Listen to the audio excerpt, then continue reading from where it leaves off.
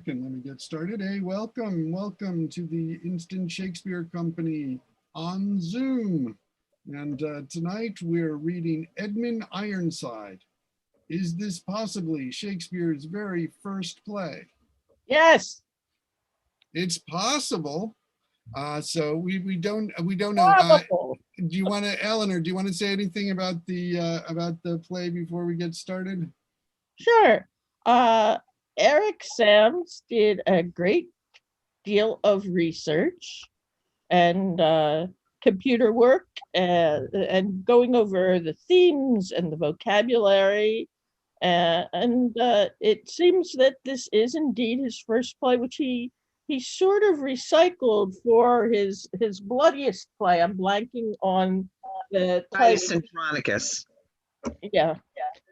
He sort of recycled this later on. And you will be able to see parts in it that will clearly seem Shakespearean. There's also a little bit of clumsiness in that it was his first play, so he was not as skilled as he became later on. But there are metaphors with bees and such like, which are his trademark. You'll see that there's beauty in it. Yeah, it's quite a there's a lot of fun stuff in it, and it's a history. It's history we don't know very much about, because it's like in the time before William the Conqueror. So it is interesting to see this. And yeah, so I'll be reading the stage directions in Canutus and doing it right.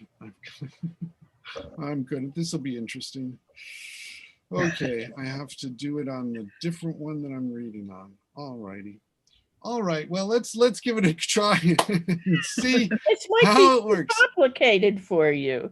Yeah. Well, we'll see about that. I have to just move slowly with this other one. So yeah, this is interesting, and we'll see what it looks like on YouTube. And so hey, we're trying new things, trying to see how we can make Zoom easier for other people to do it. And so let's just get on with the unless anybody's got any. Oh yeah, we should introduce ourselves. Okay, hi, I'm Paul Sugarman. I'm the head of this adhocracy, the Instant Shakespeare Company. And this is where we're going to be doing a reading of Edmund Ironside, and I'm going to be covering Canutus, reading the stage directions and other things. I'm Eleanor Elizabeth Foreman. I am going to be playing Edricus. Hi, I'm Julie Kirshner. I'm playing Stitch as well as Leofric. Hi, I'm Christine Grenier. I'll be reading for Emma as well as Agina, and you're going to have to help me out with this one, guys. Is it a Skadaf or a Uskadaf? Uskadaf. Okay, yeah, that sounds fun. Sounds right. Yep. Oh, I forgot to mention that I'll also be playing Edric's wife and Edricus's mother. No, that doesn't work out. You need no. I think I'm Monica. I'm reading. I think Christina, if you could do that. Christine. I'm sorry, Christine. Oh, it's okay. Which one? The Tutu. The wife. The wife. The wife. Okay. Yeah. And it's a beautiful part. Edric's wife. Yes. We find out about this very highborn Edricus. So we're still missing Michael, who's going to read Southampton and other things. So so Ken, if you could also read Southampton when we begin, and we'll just see how it goes. All right. Okay, like I said, I can't stay very long. Okay, that's fine. Just for a little bit, just for the first scene. So have we? Who else? And I'm Bill, and I'm playing the titular role. Very important. I'm off. And Mona, are you there? Is Mona there? Okay, well, we'll find it. I'm here. Okay. All right. And you'll be playing various, yeah, That's too Archbishop of much. York and others. Okay. Okay. I do want to point out that Edricus is not king of anything. Edricus. You're so correct. Oh, Thank you're you. really breaking Thank up. you for It's a Freudian slip. He wants to be. He wants to be. Yes, yes, He's a little, indeed. you're a little ahead of yourself there. Okay. See you talking, but I'm not hearing you. Well, we can hear you, Mona. Can you not hear us? I'm not on video right now, but just wanted to check in. I hear you now. Okay, yeah, I but can we hear can you hear now. you, and so yeah, I should actually. Let me. Let us. So I guess then everyone and Ken will be reading a little bit for Southampton and Canterbury, the beginning. For Edmund Ironside, a true chronicle history called War Hath Made All Friends, believed to have been written circa 1590, anonymous, possibly by Shakespeare. Actus primus, scena prima.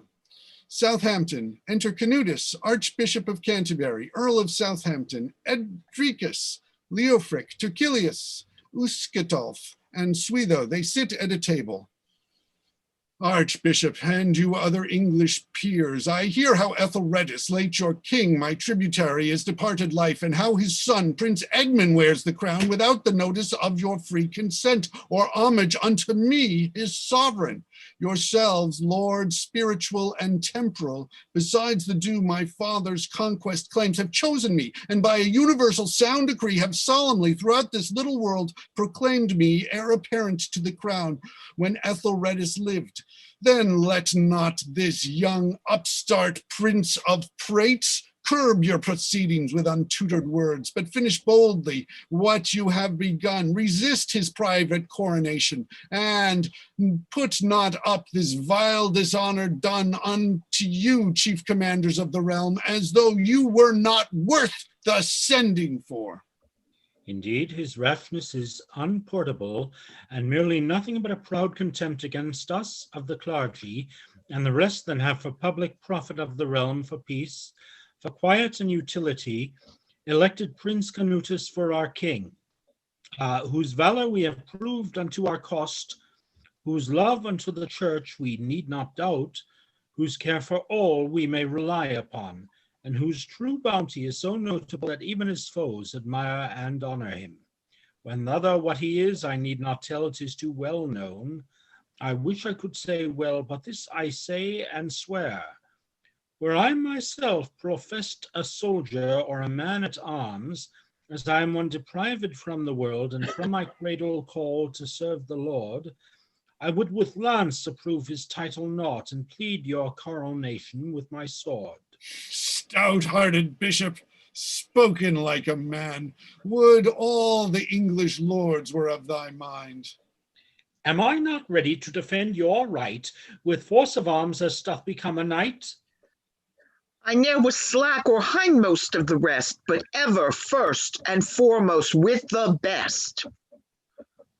I not been a help unto your father when, as he first arrived in Albion, you ne'er had stood in question for the crown, nor had your father's wars so prospered. 'Twas I that first did counsel Ethelred to pay you tribute, and to buy your league, whereby we emptied all the treasury, and had not gold failed, you had ne'er been king. I had a navy once, the time when 'twas in Ethelred's days, your father living, with which I should have met you on the sea within the straits of England, and I wis had then no little vantage on your ships. Yet I, as favoring your party most, gave way and let you land without resistance, and for that fact rest foul scandalized. Was it not I that gave intelligence of all the counsels of King Ethelred unto your father? Did I not, I pray, feign and sickness, weakness, disadvantages, when as the king sent me to fight with him?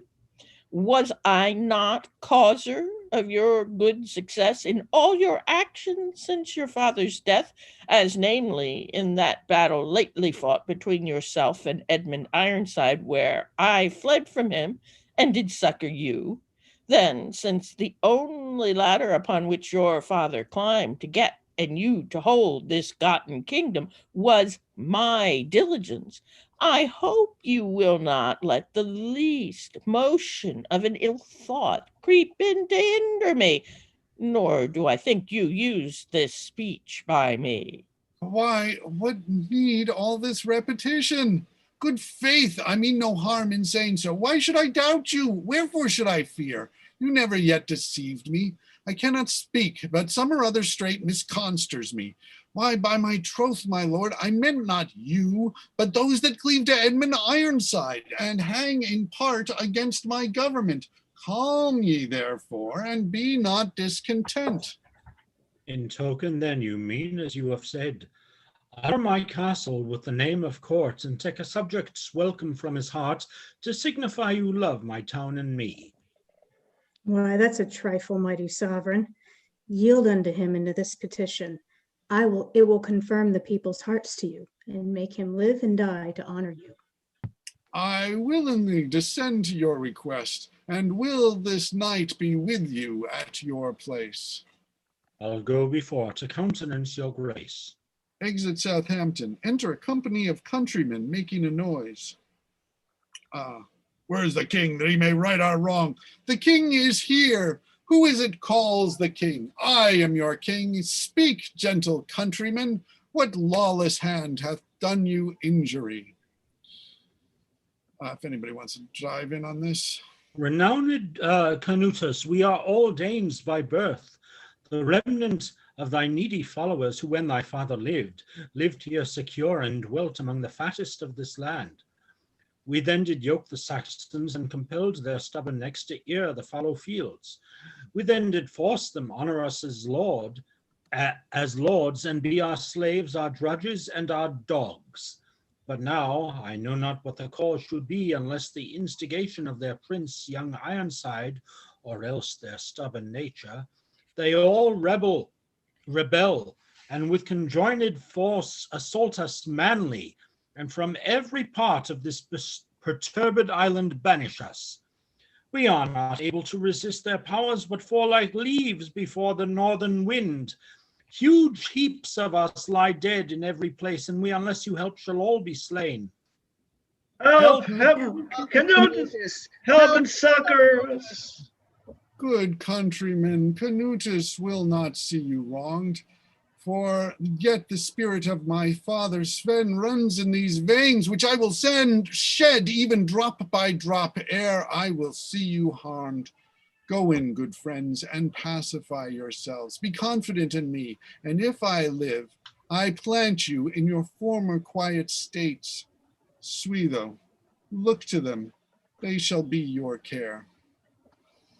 Exit Suido with the poor days. Now, lords, let not this sudden rumor daunt your manly hearts. Though Edmund be so strong, we are as strong, and stronger far than he. Then tell me, how shall we now assail him? Say, Uskatulf, what is to be done? You may, my lord, yet be remembered now against what nation you are bound to war. A generation like the chosen Jews, stubborn, unwieldy, fierce, and wild to tame, scorning to be compelled against their wills, abhorring servitude as have felt the overloading burden of the same. Indeed, my countrymen are factious and must be reined with a marking stall. Curb them, my lord, and bridle but their wills, and you shall find them mild and tractable. If that you use them as your father did, they dare not, nay, they will not look awry, but serve you as your slaves by conquest do.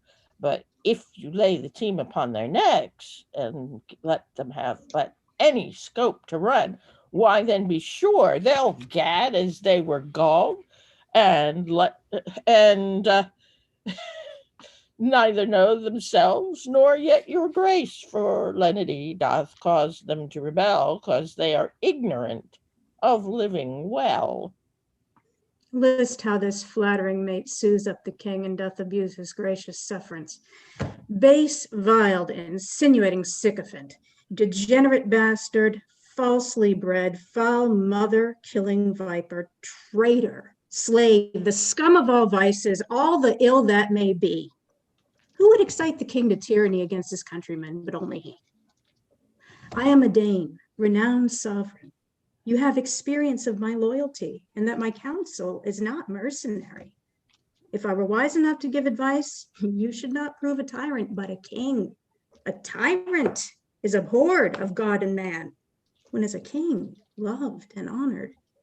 Accomplish thou, Edricus, the Saxons fools, or rather hardy, wise, and valorous. Their names discover what their natures are, more hard than stones, and yet not stones indeed.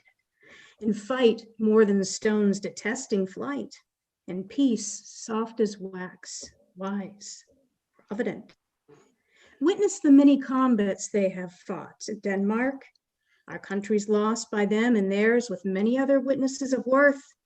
How often they have driven us our shifts and made us take the sea for our defense, when we in number have been 3-1.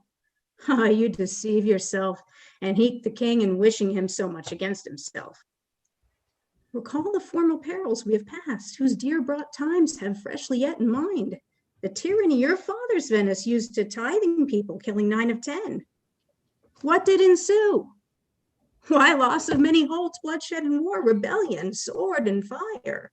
For they are Englishmen, easy to rule with lenity, so they be used like men, patient of right, impatient of wrong, brooking no tyranny of any sort, but hating and revenging it with death. Therefore I counsel you, if it might stand, to win their hearts, not by severity, but by your favor, love, and lenity. Good Uskatolf, I allow your speech and praise your counsel by my own consent. I will endeavor to suppress my rage and quench the burning choler of my heart, which sometimes so inflames my inward parts as I fall out with my best loved friends. I will therefore so moderate myself as Englishmen shall think me English born. I will be mild and gentle to my foes, if gentleness can win their stubborn hearts. But let us hence, my lords. By this earl expects us at Southampton, where we'll rest till we consult if peace or war be best. Exit omnes. Leofric pulls Terquilius by the sleeve as he is going and stays him. A word, my lord. Oh, you use no blows. I think you noble, virtuous, secret, wise. Else would I not have opened my intent, which doth so much concern our private good, to you in private. So it is, my lord. I have oft noted your discontented gait, which measured by my own, do well declare.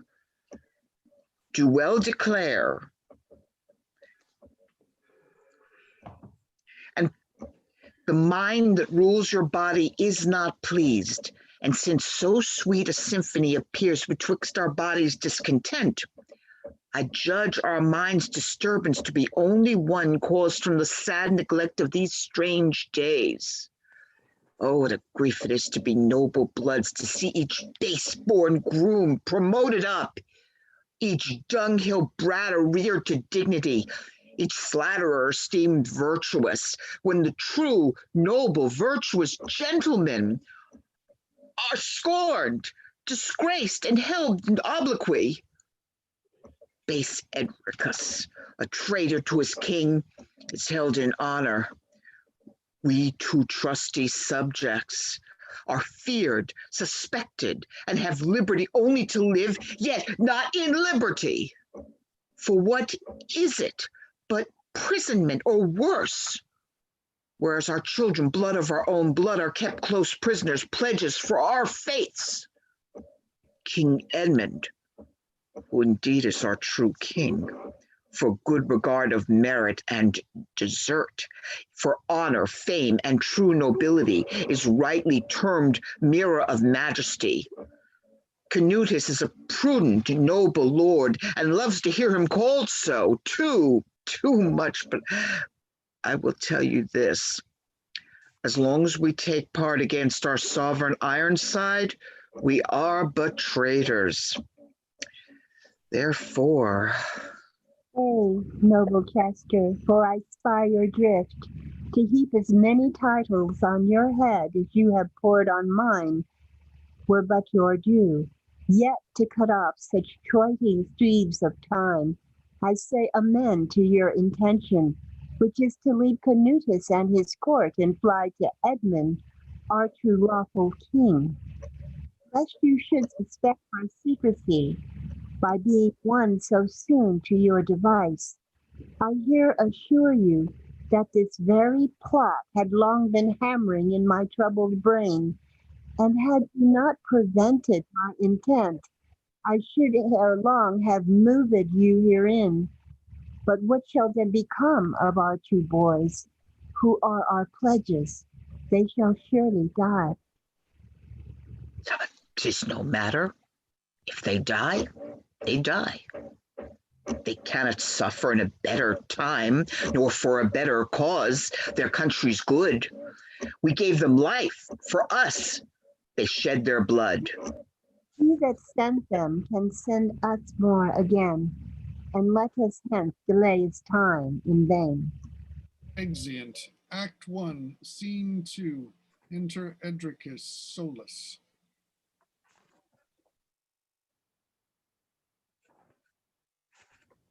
What shall I think of him that means to beg, and can thus finely live upon his wit? I was as mean as any basely born. If I say not so, it will discredit thee. Tut, no man hears me. But think not so, for it will make thy peacock's plumes fall down, if one such abject thought possess thy mind. 'Tis strange to see how I am favored, possess my dukedom and Canutus's grace, and am the chief of all his counselors, when as my betters are exiled the court, being discountenanced and out of grace. They cannot dissemble as I can, cloak, cozen, cog, and flatter with the king, crouch and seem courteous, promise and protest, say much, do naught, in all things use deceit, tell troth to no man, carry tales abroad, whisper close secrets in the giddy air, be a newsmonger, feed the king with sooths, please all men's humors with humility, which he must do that is a courtier, and minds to keep in favor with the king. He that had heard my story from the end, how many treasons I have practiced, how many vile things I have brought to pass, and what great wonders have been compassed by this deep-reaching pate, would think, I wish, I had been bound apprentice to deceit, and from my birthday studied villainy. I understand Prince Edmund's up in arms, lays hold on occasions sluggy lock, and whilst Canutus here securely sleeps, he wins with ease what we with pain have got. Mass, if he do, and fortune favor him, I will so work as I'll be in his grace, and keep my living and myself unhurt.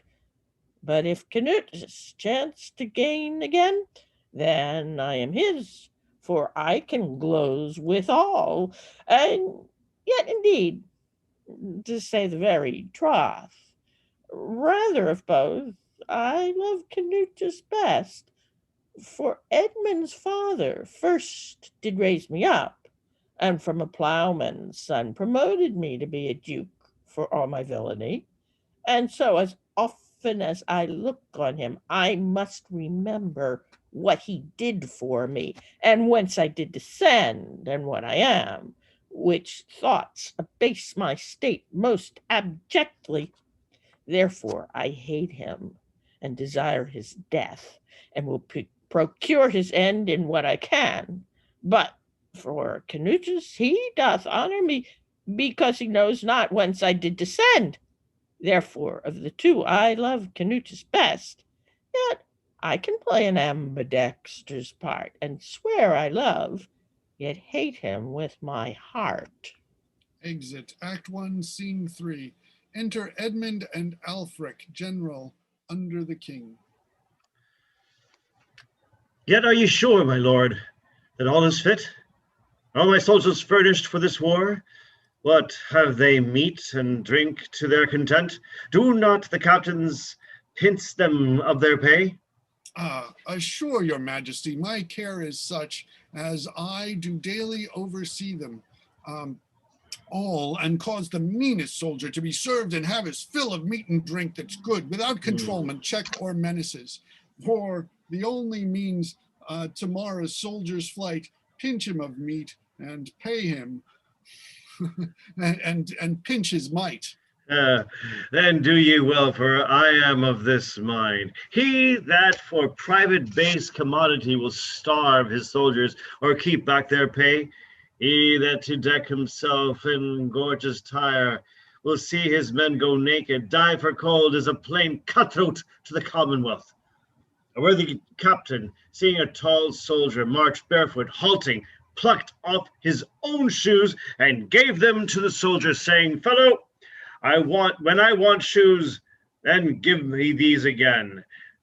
But captains nowadays pluck off their soldiers' shoes, nay, sell their lives to make them rich and gallant to the eye.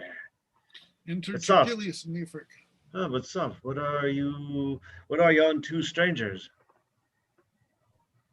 We are rebellious traitors to your grace, born Englishmen but strangers to ourselves, who in remorse of conscience, knowing well we have in taking part with Danish Canutus, deserved death, come of our own free wills, either to suffer for our heinous act, or else embrace our pardons which we crave, even as hereafter we shall merit it. Rise up, Achilles. Leofric, arise. Give me your hands, and with your hands, your hearts. I more esteem the life of one true subject than the destruction of 1,000 foes. One sheep that was lost, I more rejoiced to find than 20 others which I never missed. A friend of those return I stood in doubt is more welcome to me than 40 other. Oh, that when strangers cannot conquer us, we should conspire with them against ourselves. England, if ever war thy face doth spoil, thank not the outward foe, but inward friend. For thou shalt never perish till that day when thy right hand shall make thy heart away. Go in, brave lords, your sight doth me more joy than Agamemnon when he conquered Troy. Exeunt omnes. Act 2, Scene 1.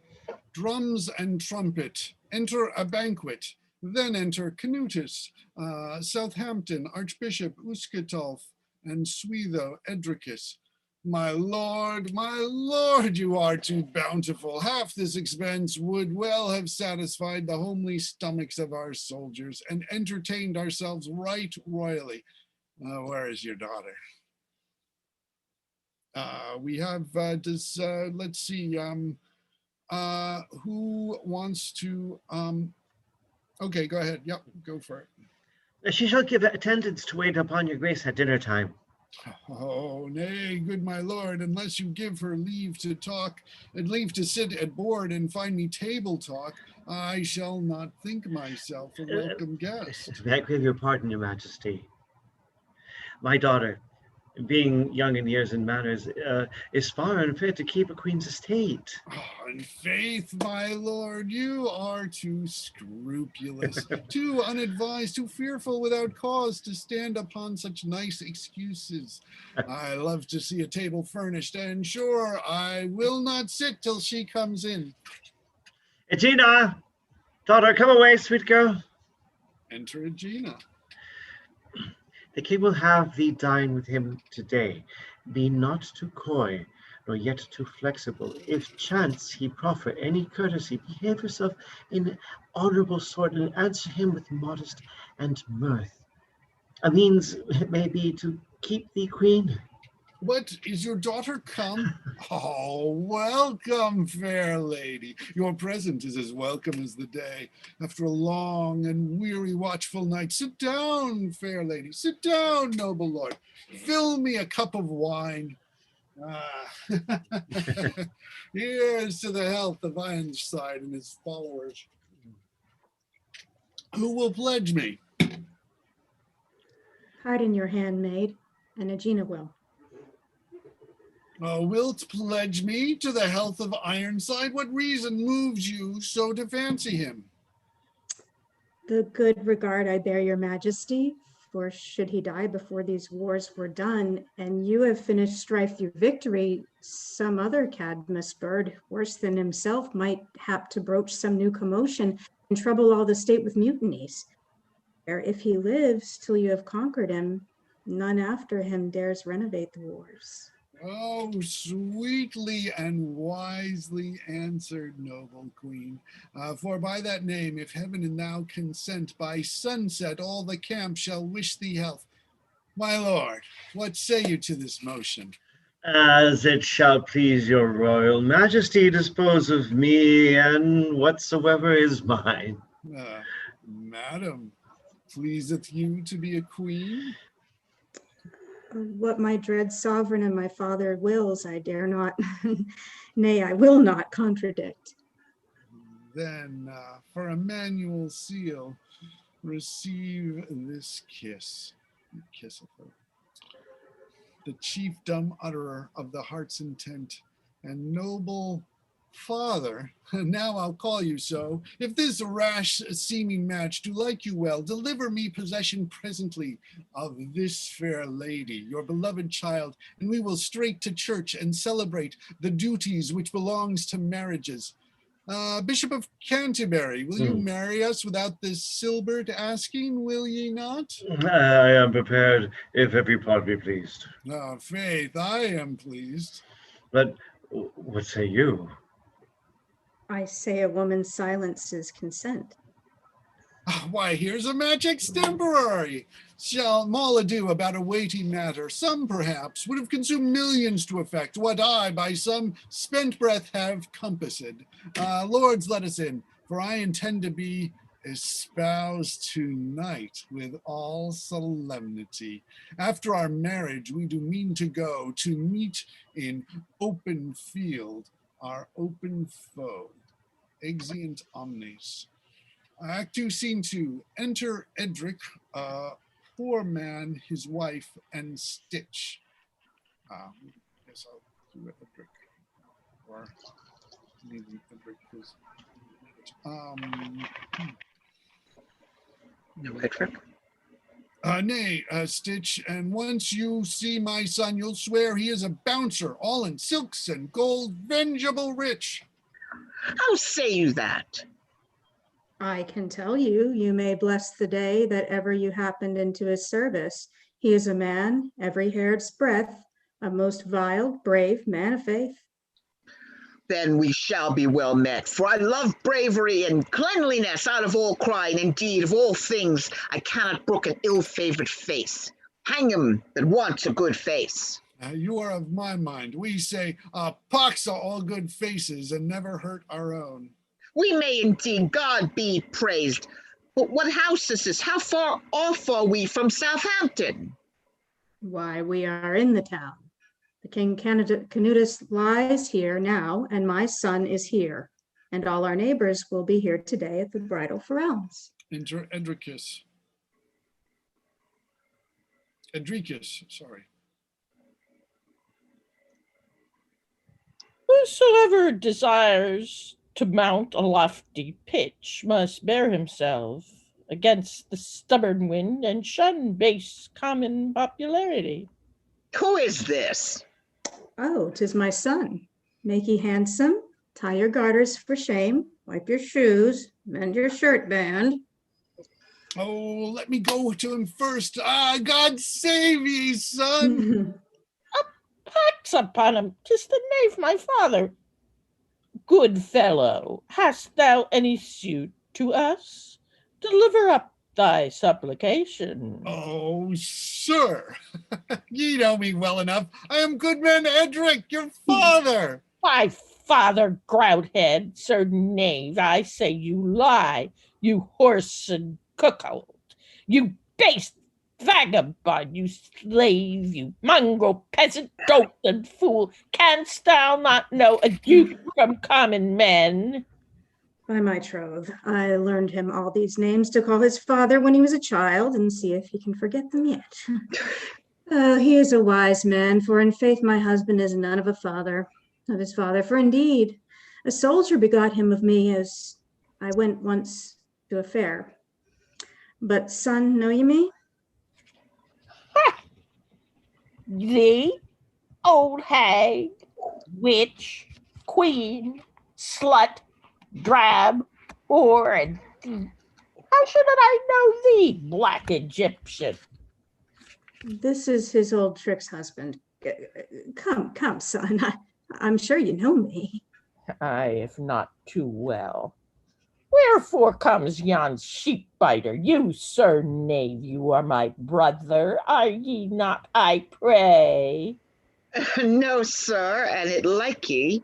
It likes me very well. What is your name? Wherefore came ye hither? His name is Stitch, my son. We came with him to help him to your service. You answer for him, gossip? Wants he tongue? No, sir, I've tongue enough if that be good.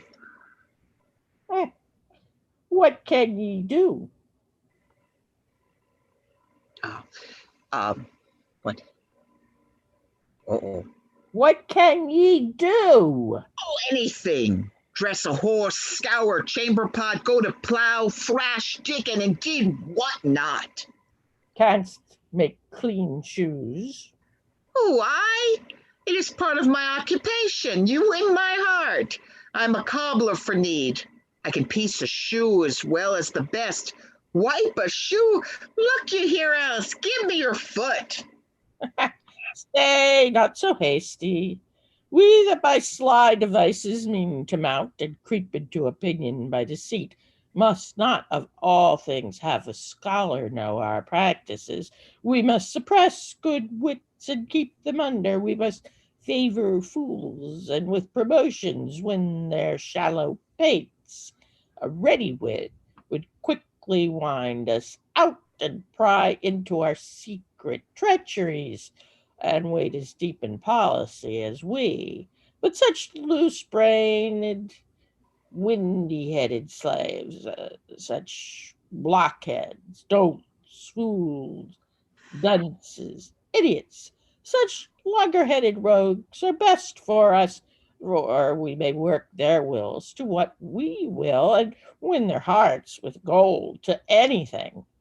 Come hither, Stitch, this villain and queen that brought thee hither claim an interest in my nobility, when, as God knows, my noble father died long since in wars, being Duke of Mercia then, as I am now. Therefore, but first to cut off long delays, I entertain thee for my chamberlain, and as thou shalt prove secret, trusty, true, I will reward thee with some higher place. But first, to try thee, fetch the constable. Yet stay a while. They would suspect the truth. I'll have thee when thou seest me gone away.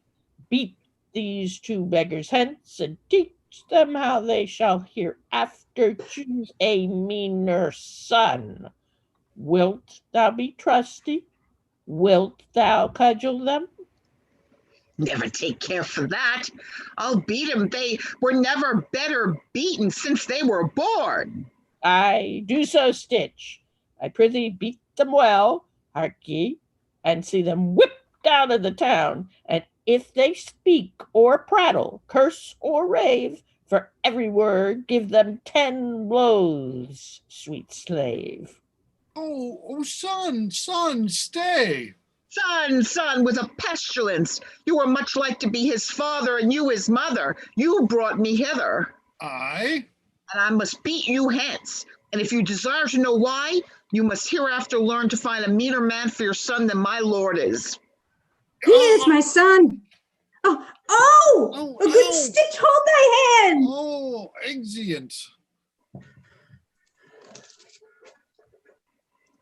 Act 2, Scene 3. Enter Canutus, Archbishop, Edricus, Uscatulf, Suido. Then are they gone. 'Tis certain they are fled. Terquillus and Leofric? Who would have thought it? Did I not use them well, gave them good words, rewarded their endeavors, and besides, grace them as much as any person here? You used them but too well, and let me say, your lenity did cause them run away. Have we not pledges of their loyalty? Ye have, my lord. Their eldest sons, I think. True, but they know you are too merciful. They are deceived. For since they have disturbed the settled solace of our marriage day and daunted our determined merriments with causeless flight to plague their father's fact, I'll lay the treason on their children's back and make the guiltless shoulders bear the burden. Fetch me the pledges, Suido, and with them some bloody varlet from the Danish host.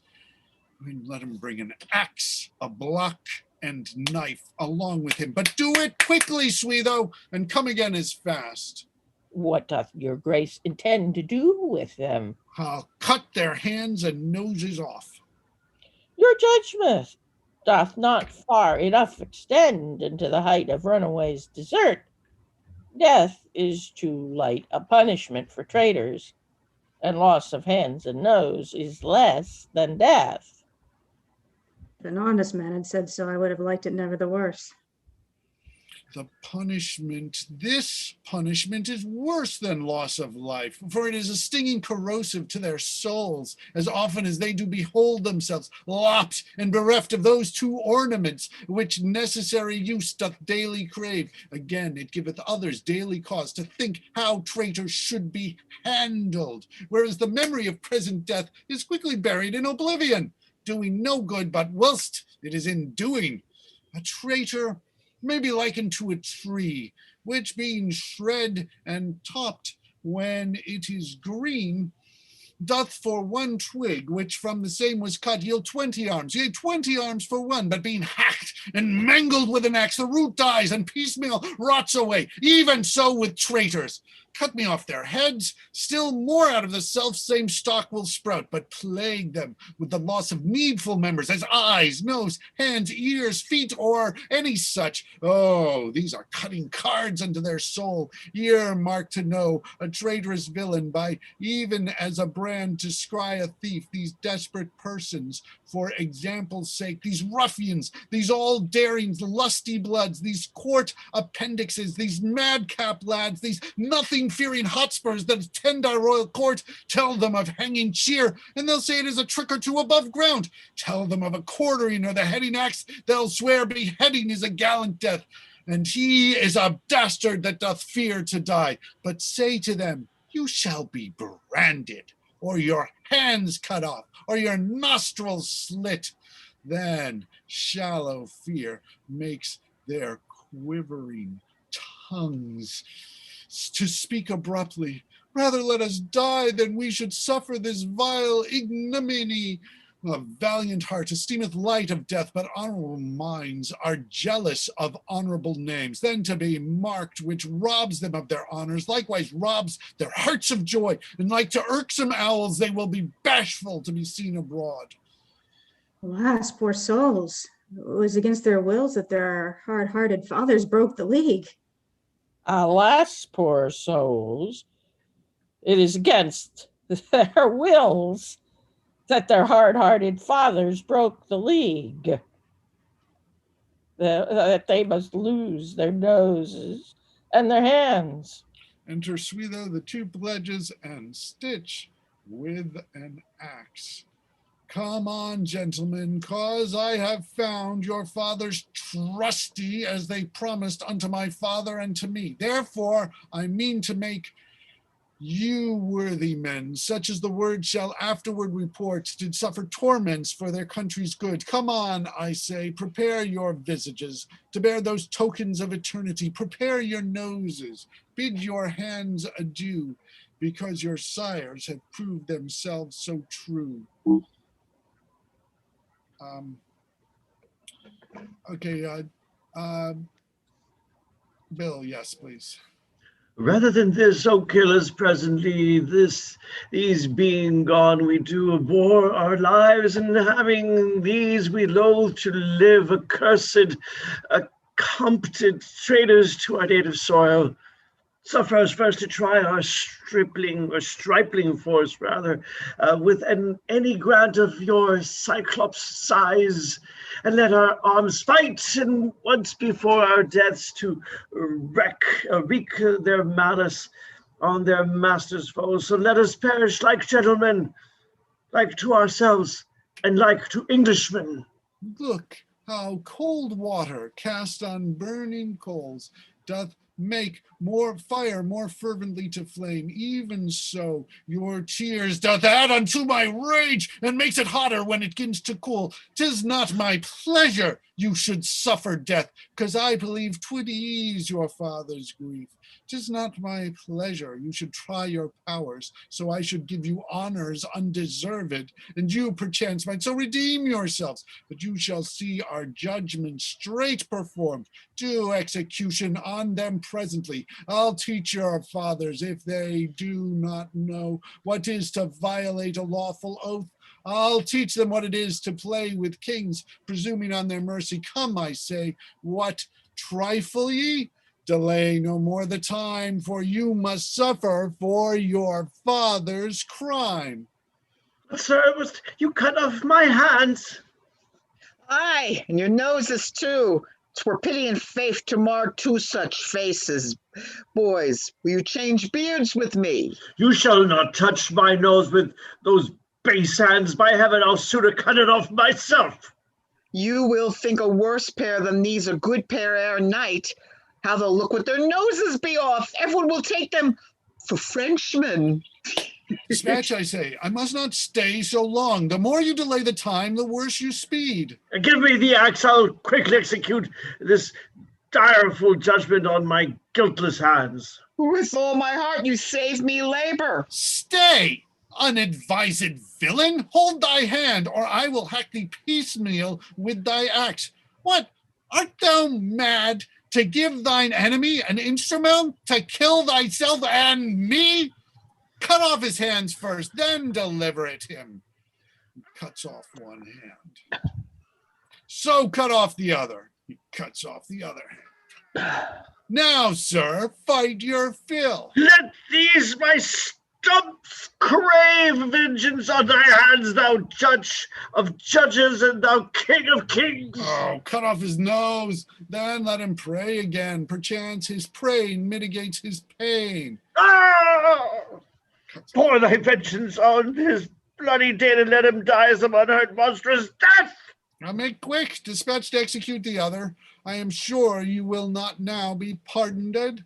Not I, thou mothering stony-hearted Dane. I am resolved to suffer this and more, to do my father or my country good. They give my life for them. I'll shed my blood.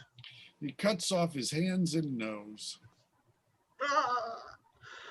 Now thou hast spit thy venom, bloody king. We do return defiance in thy face. Oh, sirs, temper well your tongues, and be advised. If not, I'll cut them shorter by an inch. Remember, that you both have lost your hands because your father did abuse their tongues in perjury. Go quickly away and tell your traitorous fathers what I say. We go but to thy cost, proud Danish Canute, throughout this isle thy tyranny to bruit. We go thy cruel butchery to wring, O England, never trust a foreign king. Exit Clemens. Why laughest thou, Edricus? I cannot choose to see the villains rave. And I must needs laugh to bear my master company. Enter a messenger running. What news with thee? Renowned Canutus, thy forces in the north. Renowned Canutus, thy forces in the north, which thou didst send against Edmund Ironside, are clean dispersed, and peace be overthrown by him, as these letters signify. Canutus reads them and saith, "'Tis wonderful! What, 20,000 slain of common soldiers? This unwelcome news nips like a hoary frost our springing hopes, and makes my fearful soldiers hang their heads. Come hither, Edricus, void the company, that you and I may talk in secrecy." Exeunt omnes. Oh, Edricus, what had I best to do to raise out this dishonorable blot of the brass-leaved book of living fame? Shall it be said hereafter, when report shall celebrate my noble father's acts, that Canutus did lose what noble Svenius got? Shall it be said that Edmund Ironside, unfriended, poor, forsaken, desolate, did overthrow the power of mighty Canutus, whose wealth was great, friends more, but forces most? Never since Edmund was of force to bear a massy helmet and a curtal axe could I return a victor from the field, unless, as I remember, thou betrayest the gallant stripling once into our hands, that then had not valor hewed him through our troops, that day had made an end of all our griefs. But now, what now? Oh, tell me if thou knowest how I shall extribute my stock and name, that after age may not report my shame. Despair not, noble king. Time comes in time. Know ye not, 'tis a deed of policy and fickle chance to cross your mightiness, for else in time you might dismount the queen and throw her headlong from her rolling stone and take a whirling wheel into your hand. I tell your grace, chance ever envies wise men and favors fools, promoting them aloft. But as for this flea spot of dishonor, the greatest monarchs have endured more, even blinking Philip's son, and many more whose repetition were needless to recite. I prithee, flatter still, on, what more? Speak we of fortune, honest sycophant?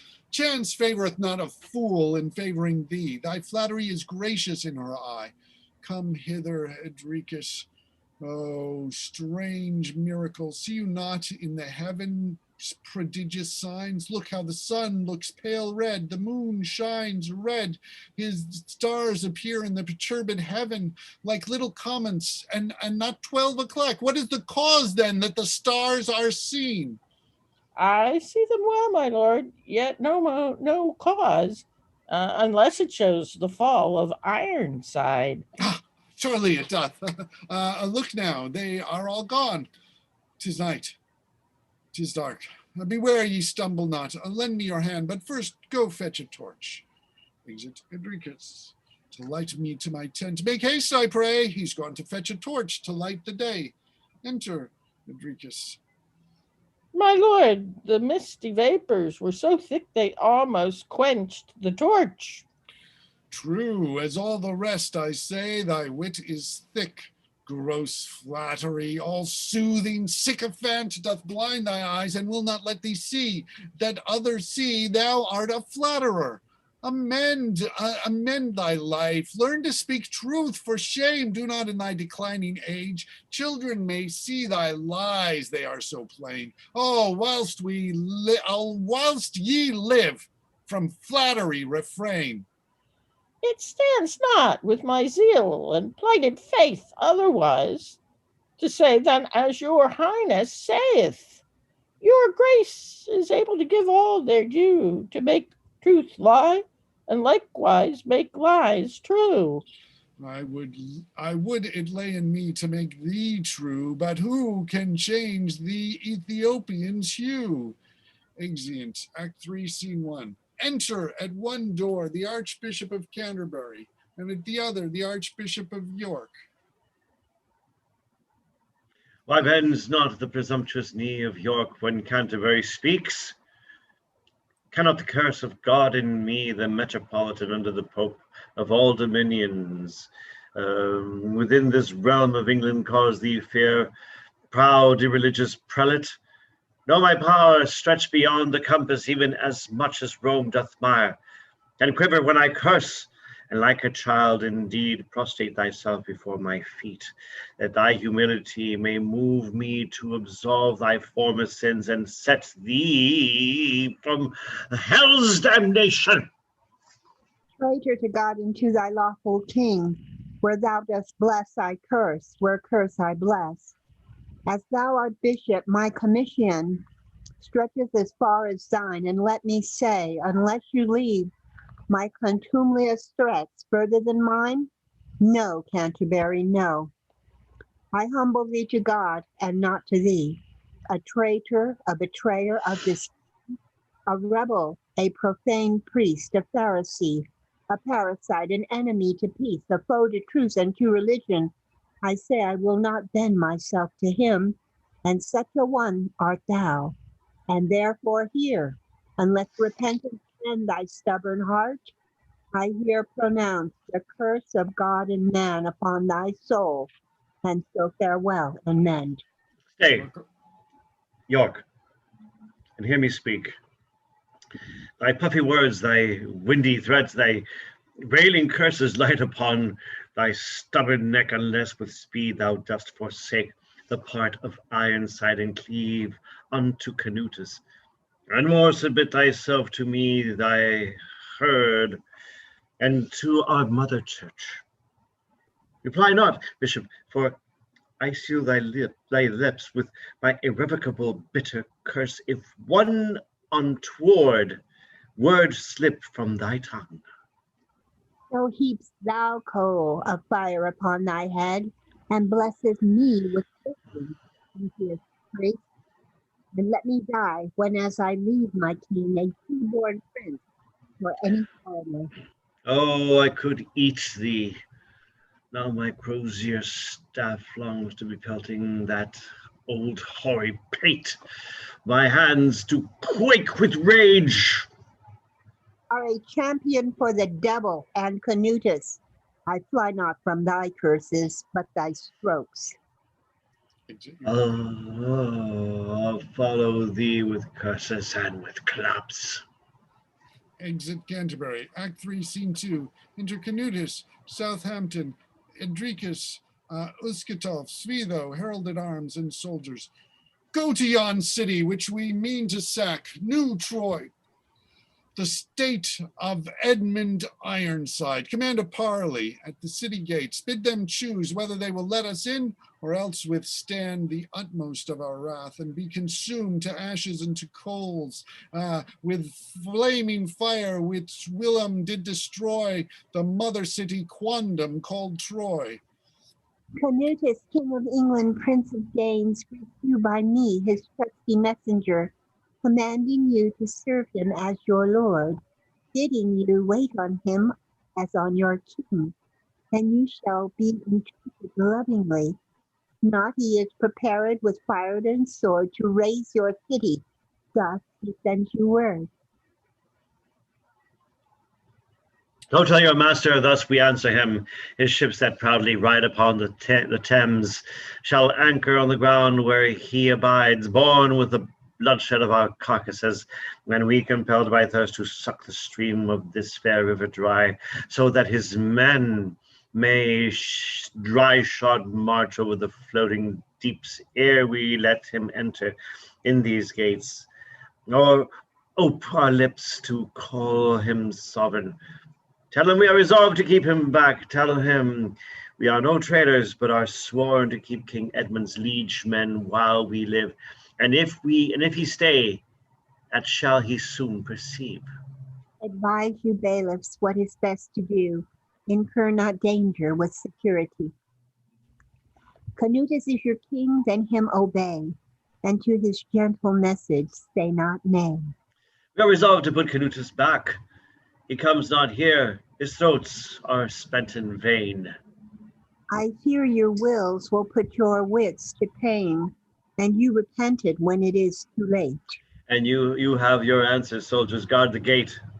Your answer, good my lord, is negative, full of haughty courage and disdainful pride. This little piece had brought their stomachs up, which makes them to disdain your princely mercy. And dare they thus refuse my proffered grace? Set they so light by my commandment? Assault the city, batter down the walls, scale all the turrets, rush the gates asunder. Why slack ye soldiers? Who is foremost man to give a valiant onset on the town? Assail the walls, enter a messenger. With the commander of these warlike troops, Edmund, your foes, coming hitherward with a choice company of armed men, intending to surprise you suddenly. He is welcome, though I hope unto his cost we are beholding to his excellence, that he vouchsafe for safeguard of his own to yield himself without compulsion. We are as forward and as fit as he to give his forces an equal counterbuff, though he supposes to take us unawares. Now, noble lords, or never show your might to put his men to sword and him to flight. He that gives back, let him be slain by his next fellow that doth second him. If Englishmen at first begin to fly, Southampton willingly for them will die. This day shall manifestly be known how Danes have better hearts than Englishmen, and bodies answerable to the same, else let them lose their everlasting fame.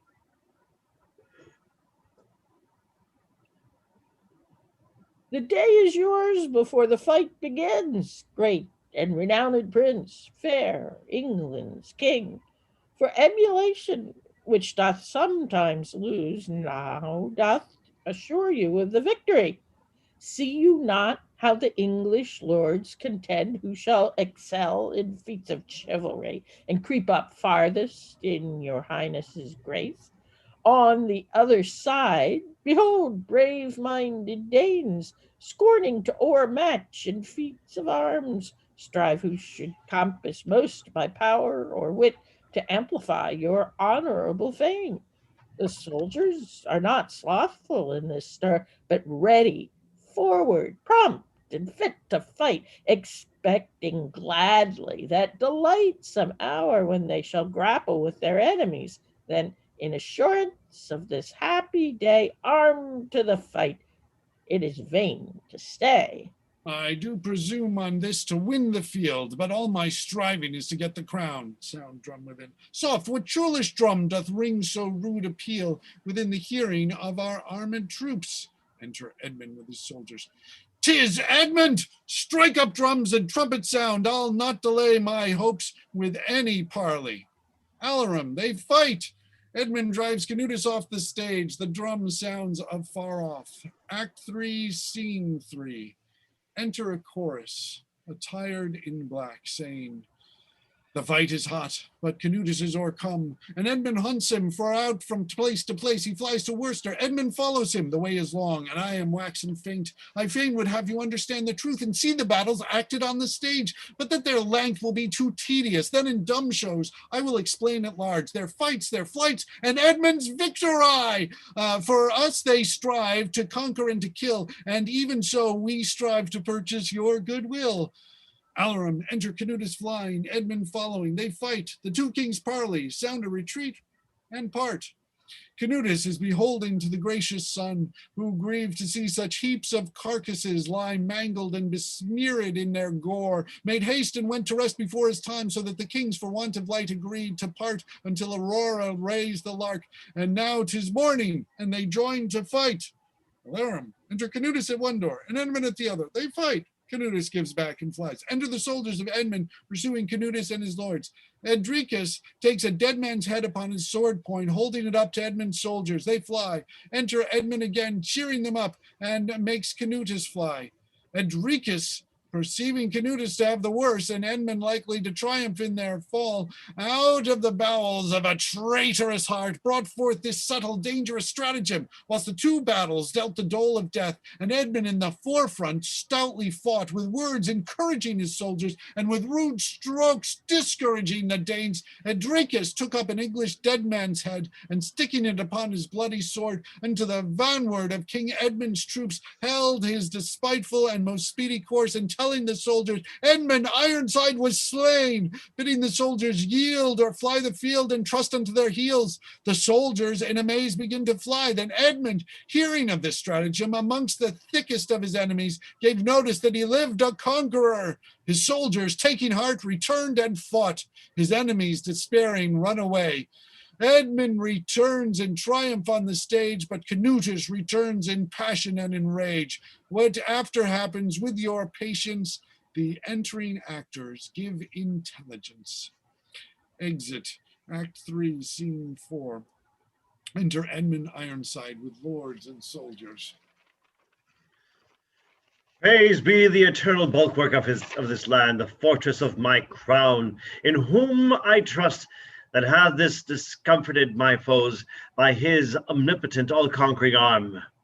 And worthy lords, triumphant warriors whose valors echo through the mouth of fame and rights, you worthies in the book of life, maugre the envy of detraction, we render hearty thanks to each of you for fighting in our fight with such bold spirits.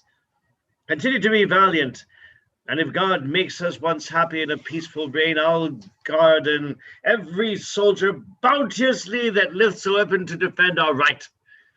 Let us not loiter opportunity, but follow Danish Canute and force him fly. On march afore, sound trumpets, strike drums. Let shrieking fifes tell Canute that Edmund comes. The soldiers shout and exeunt. Act 3, Scene 5. Enter Canutus Edricus with other lords and soldiers. A plague upon you all, for errant cowards! Look how a dunghill cock, not rightly bred, doth come into the pit with greater grace, brustling his feathers, setting up his plumes, clapping his wings, and crowing louder out than doth a cock of game that means to fight, that after, when he feels the spurs to prick, crakes like a craven and bewrays himself. And even so my big boned Danes addressed to fight, as though they meant to scale the cope of heaven, and like the giants grapple with the gods, at first encounter rush upon their foes, but straight retire. Retire? Nay, run away, as men distraught with lightning from above, or dastards feared with a sudden fray. Renowned sovereign, do not fret yourself. Fortune in turning will exalt your state and change the countenance of her cloudy brow. Now you must hope for better still and better, and Edmund must expect still worse and worse. A lowering morning proves a fairer day. Fortune's ill-favored frown shows she will smile on you and frown on Ironside. What tellest thou me of fortune and her frowns, of her sour visage and her rolling stone? Thy tongue rolls headlong into flattery. Now, by these heavens, above our wretched heads, ye are but cowards, every one of you. Edmund is blessed. Oh, had I but his men, I would not doubt to conquer all the world in shorter time than Alexander did. But all my Danes are braggadocios, and I accursed to be the general of such a flock of fearful runaways.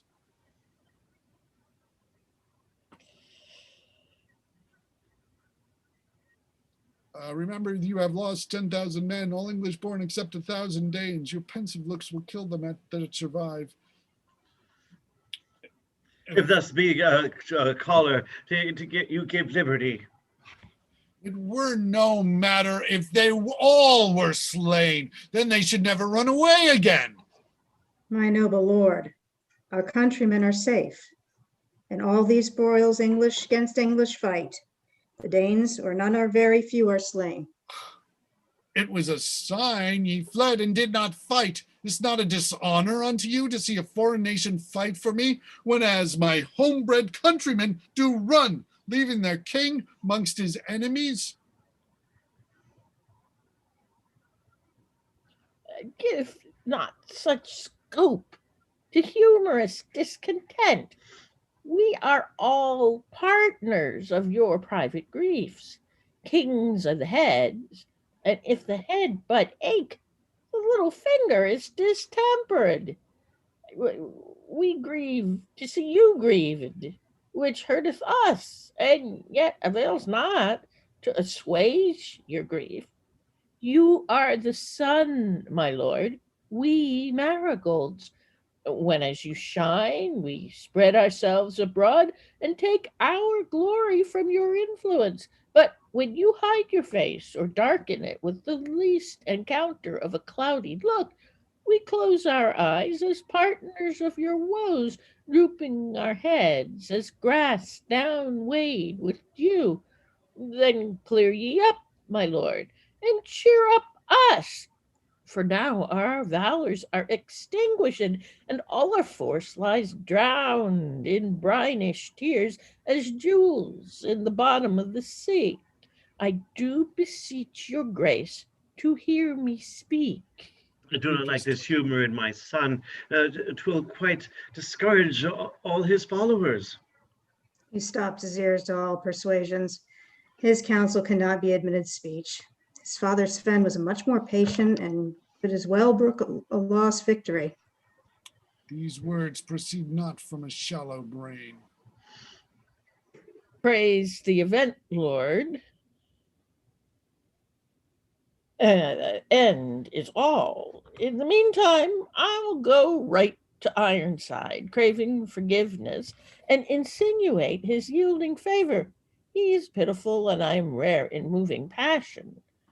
I know the prince will quickly credit me and put affiance in my smooth pretense. But whatsoe'er he doth or minds to do, you shall be sure to have intelligence.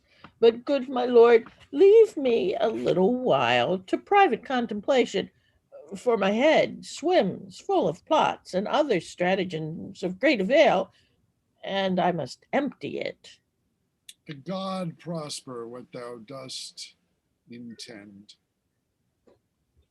Pray to the devil. God is not my friend. Exit Canutus, Mene Idricus. Stitch! What? Stitch! Call in Stitch! Here's a stitching indeed. You have made Stitch have a stitch in his side and coming so hastily after dinner. Why, villain, darest thou eat meat in these troublesome times? Dare I eat meat? Aye, and eat time, be he never so troublesome. My lord, were Mars himself made of beef and bruise, I durst in this choleric stomach devour him quick. Sure, you're a tall man. Aye, sir, at the end of a fray and beginning of a feast. Well, fetch me paper and a cornograph. A horn grafter? What's that, sir? Sarah, I mean an inkhorn. You mean well, sir, a blackhorn. You have dipped your pen in many a man's inkhorn besides your own. My state may be compared unto his that ventures all his credit and his wealth upon the fickle hazard of a die. The crown I level at, I venture life, the dearest jewel and of greatest price that any mortal hath possession of. My life is sweet, yet will I venture it at all or nothing. Trust a mother wit. Enter Stitch with paper and an inkhorn. Here, sir, I would never that men that are unmarried, so unprovided as they should be compelled to borrow horns of young men, nor would I have young men to borrow inkhorns. Of married men. Oh, it is perilous when their foreheads prove blushing papers to belie young buds. The Rob be gone, but be not far from hence. I presently shall have occasion to employ you in some serious business. I will be absent when you call, I warrant you. Exit stitch. Edricus sits down, writeth and blotteth. Oh.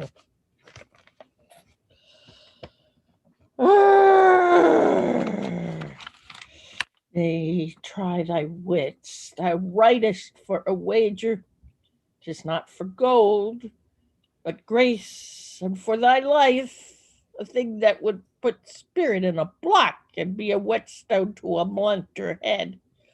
With what exordium shall I win his heart? How shall I tie his ears to my discourse?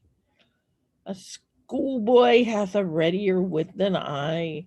I never tried my Baron's sconce till now, and now I see I'm not Edricus, but a most blockish and dull-pated hind, gravelled at such an easy enterprise. What standest thou trifling and delaying time? Fetch fire from heaven, and mix it with thy ink. Gather Parnassus's dew, and write with that. Pluck Silence feathers, and make pens with them. Borrow the Muses' aid, and let them breathe some dulcet and melodious harmony, some never heard of words into thy pate. Writeth and blotteth. Ah, fool, how hard it is to write for life! Had I now written for my mistress's love, I could have filled my pen and raised my speech unto the highest step of flattery. Had I now written for another man to save his life or get him into grace, why, all the world might have given place to me for sugared lines and phrases past compare. Had I been now in favor with the king, and had endeavored to flatter him, my pen would have distilled golden drops and varied terms enchanting Cerberus. But now I know not how or what to write, to flatter or to aggravate my fault, for anger would sift out my vile intent. Plainly to write were to accuse myself and be a witness against my guilty soul. Yet write I will, and in the plainest sort, for that is cousin german unto truth. Truth needs no colors, though I mean to lie. My simple writing shall deceive his eye. He writeth and saith. I so.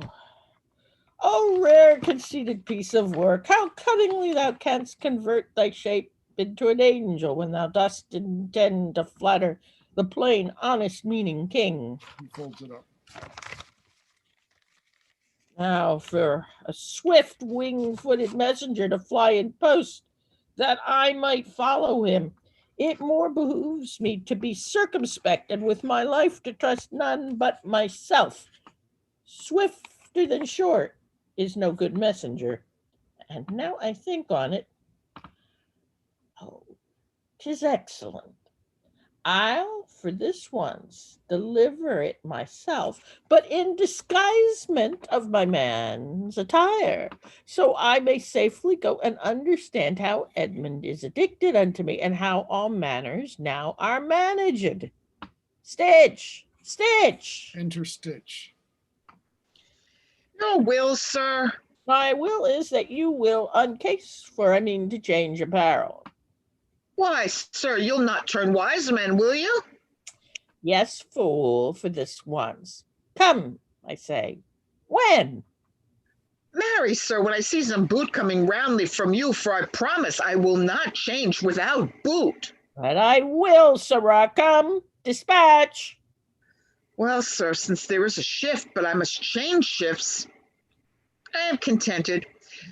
By my troth, sir, methinks you are a proper man by odds in those that ye were in these. I would I could persuade him to believe me, then I should be known by his apparel what a fool I have made of him. Sure, shall we change living and lordship and name and all? I, Stitch, for this once thou shalt be Lord Edricus, and I, Stitch. Look you keep in till I come home, I advise you, and behave yourself like a lord. I warrant ye, good Stitch, I'll be lordly enough. Farewell, honest Stitch. Farewell, fool. Exit Stitch. Now am I Edricus and Edricus's man, the secretary and the messenger, all to effect with counterfeiting guile experiments of matchless policy. Well, this plain suit doth now contain more wit than for so mean a piece of cloth is fit. All right, let's take a pause right now for a little, just for 5 minutes, just to, before we resume, any sorts of, anything anybody wants to share, any thoughts? Yes, the having the script being scrolled as I'm trying to read it, if I, it's very difficult to do. It gets in the way, and if I didn't have a hard copy beside me, I wouldn't be able to manage it at all.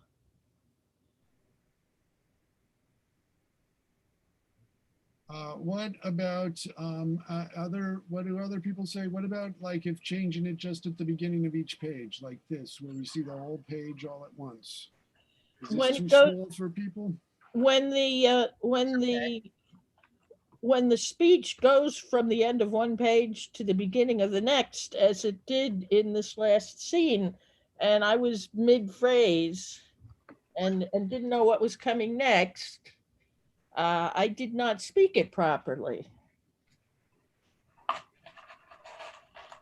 think it's Any other better comments? for us to each do our own and scroll it ourselves. Okay, we've heard from Eleanor. Does anybody else have anything they want to say? Well, I mean, I'm doing okay with it. I can see the people better because when I go back to do my own script, once I touch the screen on the right side, everyone disappears. So I prefer it, but I can manage. Also, with the what you have now, I now have it so it's set up so that it is like the full page at a time, and if you like make your thing bigger, it should be able to make it bigger for you. It's a little bit smaller than it was before, but this way just we can get to it where you then just change it a page at a time, because it was like it didn't have the whole page, so it'd be page and then I'd have to like creep it up and trying to do that in an opportune time, as opposed to just sort of changing the page when we get to the last line, and then go to the next page, as one does when one is reading. That seems okay. Not if the speech overlaps from the end of one page to the top of the next. Well, what happens when you turn an actual page, Eleanor? Don't you have the same thing? I have two pages on my script. When I'm doing it with my PDF at the sides, I can scroll continuously as I like, and it's under my control. So I'm able to shoot myself and not be taken by surprise by the jerks. Well, that's why I've suggested I'm going to try doing it just a page at a time, so I'm not scrolling it. Well, as I said, there was a page just a little bit ago where I had I had a sentence that was from the bottom of one page and to the top of the next, and all I saw was the beginning of the sentence and not the end, and so I didn't say it properly. Well, but doesn't that happen when you turn a page in an actual book as well? No, not when you're in control of it. Well, I'm sorry, but you're not, I'm not talking about that you being in control of scrolling your own thing. I'm talking about actually in a book, turning a page when you go from one to another. That's the way it happens. Often these are facing pages though, so there's no page turning involved. Yeah, but what if it's at the bottom of like the second page? You know, I mean, that's when you have a spread, you have like, oh, from an even page to an odd page, and then you go from the odd page to the even page, you turn the page. That's what happens. I'm going to, we're going to continue with this since we've done it this far. I'm going to try doing it just by, as I say, just doing a full page at a time. As I was saying, I don't know, Bill, if this is a little smaller for you now, it's showing the whole page at the time. But if you sort of like adjust your Zoom screen and make it bigger, it can, and make it wider, it will make it bigger for you. And You can do that? How do you do that? just in the same way, like when you were trying to like adjust the size of your Zoom screen, that if you go down to the corner of it, I mean, if you're already at full size, if the Zoom is for your full screen at this point, you can't really do anything further. But I sort of had it where you can, if you go like to the corner of your frame, and then you have the little sort of arrows that come up. If you move them like in, it gets smaller, and if you move them out, it gets bigger. It's because you have control. It's because you have control. Right, you have control of how big. No, you your do. You do. screen window. You do. But- Okay, can you go back to 60, Paul, so I could take a look at that speech? Okay, I don't think we have control of that. Thank you. It's like if a lawyer is presenting a document, the lawyer is presenting the host has control of it, not anybody else. yeah, no, that's the thing. I mean, that's why, I mean, if people can do it where they can do it on their own thing, then they can control it. But if this is an experiment in No, let's terms try of- this page at a time. Wait a minute. We're way back. There I must be- jumped ahead. We're on page 58, Oh, actually. 58, gotcha. Yeah, no, I as I was resizing it, it ended up Right. jumping ahead. So sorry about that. No and it's been- problem. Okay. So, oh, wait, we should, while I'm stopped, let's figure out who else, what other roles we need to deal with. And whatever happened to Michael Gardner? He didn't even, well, maybe I have so many different emails and social media accounts that maybe somebody sent something to me that I missed. So I don't want to blame him for that. But what I do want to do is to look at the cast list again. So we can see who else. 5, 3, 6, 3, 6. Okay, yeah, he did send me a note 3 minutes after. Okay. Bum, bum, bum.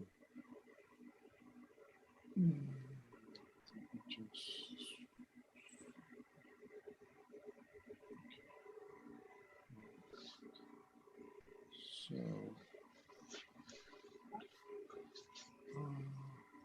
Hello? yeah. Works for me. I'm glad you're trying this. I'm sorry, what was that, Mona? I couldn't hear you. I said that what you're doing really works for me, and I'm glad you tried it. Okay, you like it? Well, that's good. Good to know. Let me just see if I can put this. Okay. All right.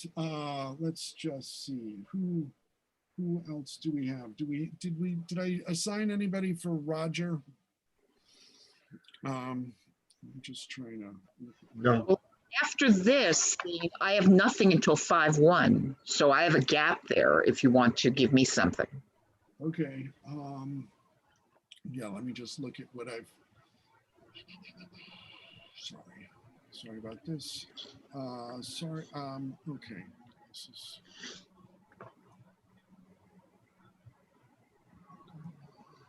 Okay, so we've got. Okay, we're just.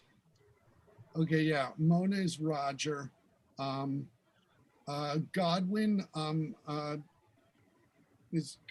Godwin is also in the. No, Godwin's in the mix. Okay, so Julie, if you could also do Godwin Okay. and then Edward, Emma's son, and Mona is Alfred, Emma's son. And Okay. Hold on. Do you have a pen? I want to just at least write it down so I don't forget. sorry, let me just, I should write it. Okay.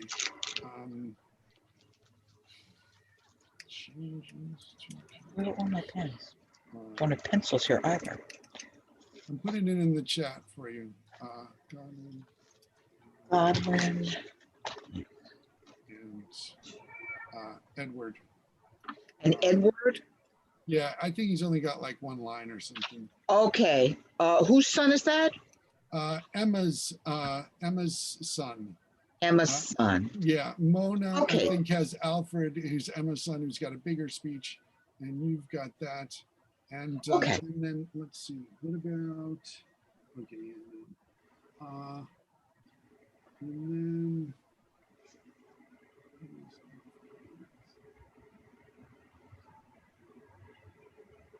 you, okay.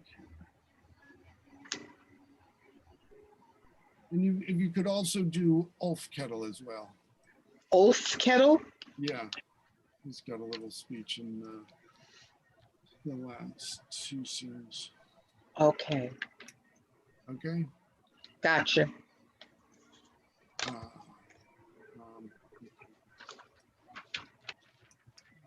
And I think actually those are basically the things that were carried. I'll do. Ulf Kettle. Yeah. Let me see. Yeah. I'll do Vinthranus Okay. because you other guys are in that stuff. So that's good. Okay. All right. So anyways, are we, is everybody ready to continue? Oh Yes. my gosh. I put the wrong thing. I'm lost. I've lost my thing.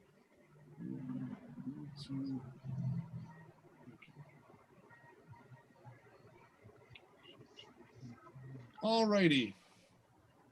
And now we will resume with Edmund Ironside, page 58, Act 3, Scene 6. Enter Stitch in his lord's attire with blue coats after him.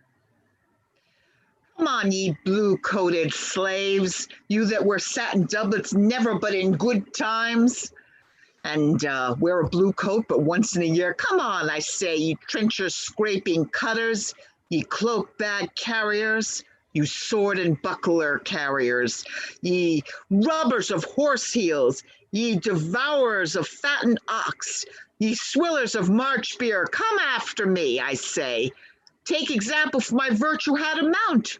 I, proceeding from the loss of a man very little better than a gentleman, and now by my virtue and good education to be your master, your upholders, the staff of your lives and maintainer of your masterships.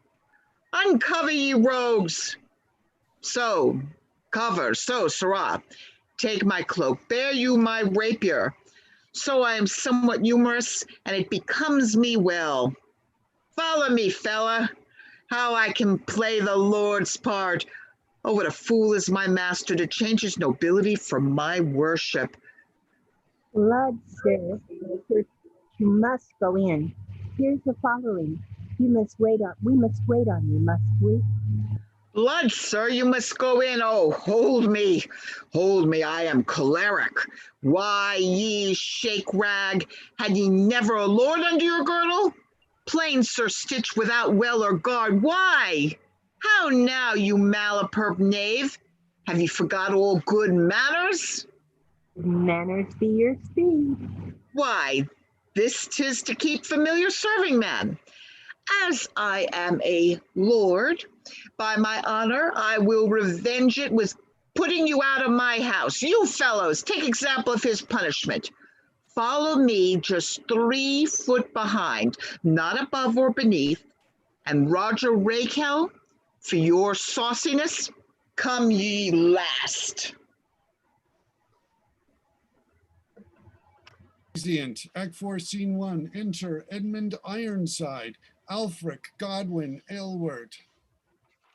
others. What With it, wind doth cause your master write to us? All is not well, I doubt. Give me the letter. Prepare perilous bull to punish me, or some new never heard of torturing pain to scourge me for my foul ingratitude. Rumor did raise suspicion in my heart that it hath lately done within your breast, by some who envied my prosperity, my love and zeal unto your majesty, that you were doubtful of my spotless truth and meant to cut me off by cutting short my headless body with a bloody axe. This, on a sudden coming to my ear, it pared my heart and struck me to the quirk, causing me flee the court to save my life as sadly as the late espoused man grieves to depart from his new married wife.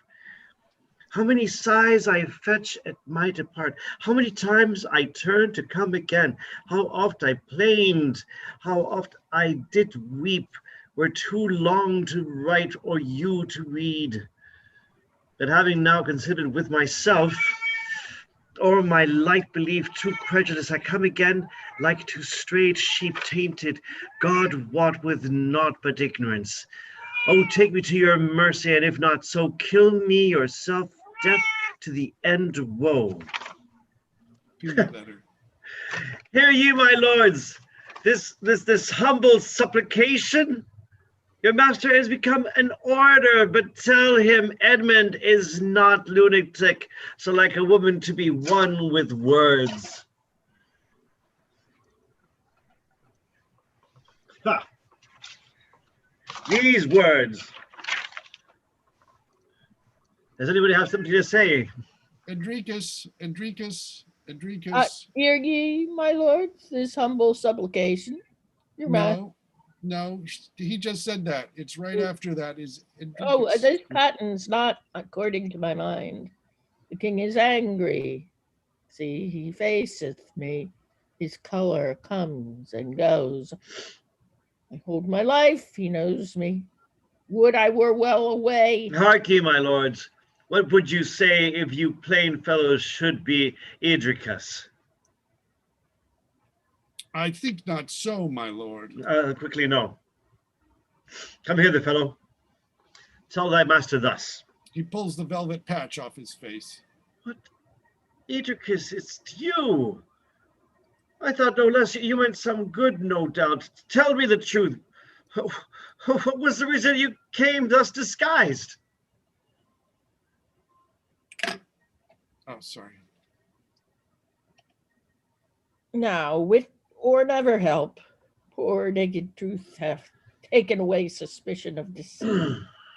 I need no art. Art cannot help me now. Then plainly thus. Renowned sovereign, I came thus plainly to your majesty, disguised in clown's attire, to sound the truth. What opinion, if good or bad, you had of me? And if I had found it good, I had determined to bewray myself. If otherwise, I meant with secret speed to leave my native country and to exile myself from England, sailing into Spain, whereas I meant in contemplation, in pilgrimage and prayers for your grace to end my life. Enter a messenger running. Haste, haste, King Edmund, to relieve thy land, which is oppressed by multitudes of Danes. They swarm along thy coast like little gnats over a river on a summer's night, or like to bees when they begin to flight. So come the Danes, prepare and fit to fight. Their battle main 70,000 men with bristle-pointed spears, which upright stand, shows like new shred grove of ashes tall, or else a wood of pines and cedars small. Their flags and banners, yellow, blue, and red, resembles much the weeds in ripened corn. Their drums and trumpets with a dreadful sound of clashing armor and fire-breathing steeds sound like the fearful thunder sent from heaven, mixed with Aeolus' boisterous northern breath. They prey upon thy subjects cruelly, like hungry tigers upon silly kids, sparing not ancient men for reverence, nor women for their imbecility, nor guiltless babes for their unspotted life, nor holy men. Their madness is so rife. A sunshine day is quickly overcast. A springing bud is killed with a blast. I see my state is fickle and unsure. There is nothing in this world can firmly dure. No, yet courage, lords. We were and are the same. Our hearts are sound, our bodies are not lame. Then let not fear dismay your warlike might. God fights for us, God will defend the right. Base Idricus, thou wert the fatal crow that by the horrid voice this news did show. Thou canst to gain this cursed treachery the surname of wild nickname policy. Right did I think, when as the fox did preach, he meant to get the goose within his reach.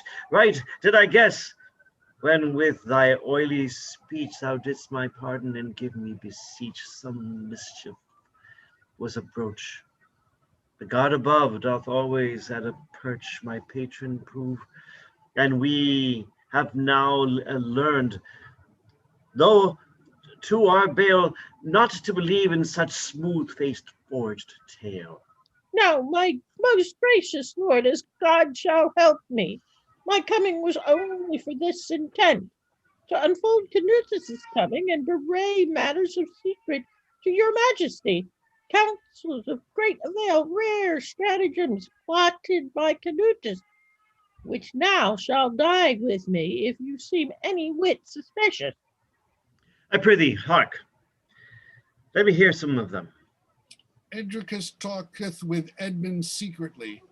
Alfrec pulls him back. Traitor, darest thou presume to speak unto thy sovereign? Good my lord, as God shall help me, you will be entrapped. Traitor, remember this, malice hath a perfect memory. Traitor, remember this, malice hath a perfect memory. Thank you. Alfrec, you are to blame. You do forget yourself. Age makes you dote. Now, I want to do without your telling. Go to, hold your peace. Alfred, your comb is cut, yet will I speak. King, I am sworn to counsel thee aright, and though I die, I will not hold my tongue. Remember he hath often broke his faith and fled away from you. Remember too he comes from Canutus, thy utter enemy. Remember he is a traitorous flatterer, a villain, a damned hypocrite. Peace. Aylward, hold your tongue. My youth in some things overruns your age. 'Tis policy to grant him audience, nay, further grace may further it he craves, perhaps the leading of our army too. For thus I think it stands he hath promised Canutus, having the leading of our forces, to yield to him, seeming as though compelled, having first given an onset. For colour's sake, we all overmatch him. For whilst the force of Canute on policy retires by Eldric's drift, when we will take the opportunity to rush with speed upon his troops, who, unprepared to fight and trusting upon Eldric's policy, shall all come prey unto our soldiers. How like you this? It cannot happen, miss. Come hither, Idricus. They whisper, Edmund say. My faith, you lie. They whisper. It cannot be.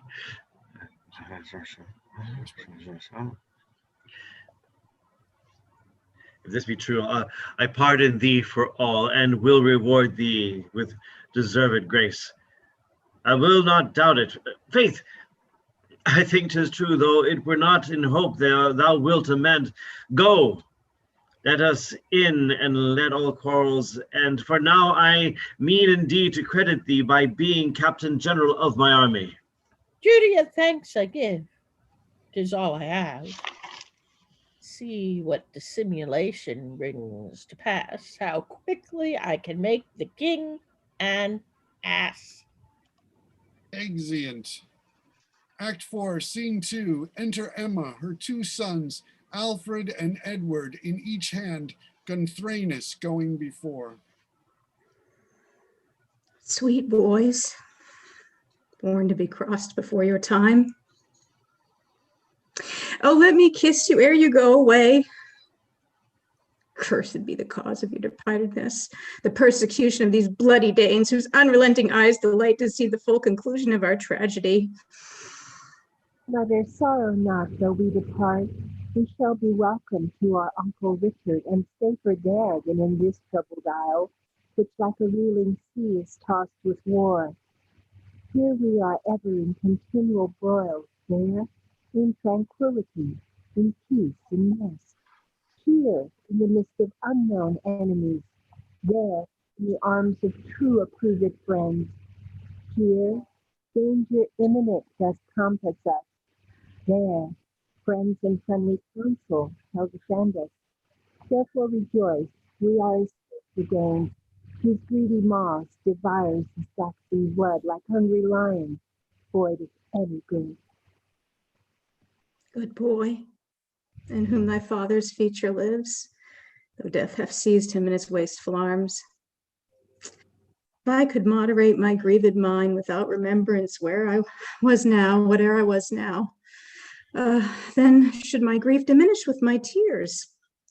But memory, the afflicter of the soul, bids me remember how I was a queen, how Ethelred was my lawful lord, how Norman's duke was my renowned sire, how England was my pleasure's paradise, and how time was when time did wait on me. All these are but bellows to the fire to burn my heart, consumed afore with sighs. Alfred, net as a child, thou art of age to take example by my misery, not to believe foul fortune's flattery. Good mother, weep not. If you do, I'll cry. Pretty heart, hast thou a feeling of my passion? Then I'll weep more to ease my heart. I'll mourn for thee, for him, and for myself, for England, and for Edmund Ironside, whose part God prosper, heaven defend the right. Madam, your helpless tears are but a means to draw more tears from us to drown our hearts. Why, man, I weep to ease and not to load. I trow the more I shed, the less I have. And as my tears waste, so my cares consume. To dam my eyes were but to drown my heart like Hecuba, the woeful queen of Troy, who having no avoidance of her grief, ran mad for sorrow because she could not weep. But good God, to omit vain talk, since I have theretofore approved my faith, I make a choice of thee among the rest, of many friends to guide my little boys, and to conduct them into Normandy. Entreat my brother, for to entreat him well. They are his nephews and his sister's joy. If anything amiss should light on them, the same on me should be redoubled. Madam, even by the living God, I vow I will attend and watch them as my soul, knowing Duke Richard will accompt of them as nigh of blood unto his royal self. Then farewell, boys, the comfort of my life. They offer to depart. Yet come again. You shall not so depart. If that we die, we'll choose to die together. Dying or living, we will be together. Fond woman, bless them and let them go. That's the safest way to keep them safe. Then farewell again. God bless you both. They offer to depart. But soft a while. I've not said my mind. First, let me wash your face in a mother's tears, then sob out sighs to overload the earth, and cast a misty fog upon the air, that no inquiring foe may find you out. Oh, let your sanctuary be my lap. She sits down, setting Edward on her knee and Alfred on her arm. Your refuge, your sepulchres and your graves. A cradle fits you better than a ship. See, Dame Nature's operation, what force it breeds within a mother's mind. None feels a mother's sorrow but a mother. The queen hath not her peer upon the earth for wisdom suffering and for patience, for cloaking sorrow and dissembling grief and bearing all things with a constant mind. Yet can she not conceal affection so but that it breaketh forth like hidden fire. Fie. I hide nature's fond indulgency. Depart, sweet boys. God keep you in your way. Come hither, Alfred, Ned. I prithee stay. I will go with you to the foaming haven and take my farewell of my darlings there. Exeunt omnes. Act 4, Scene 3.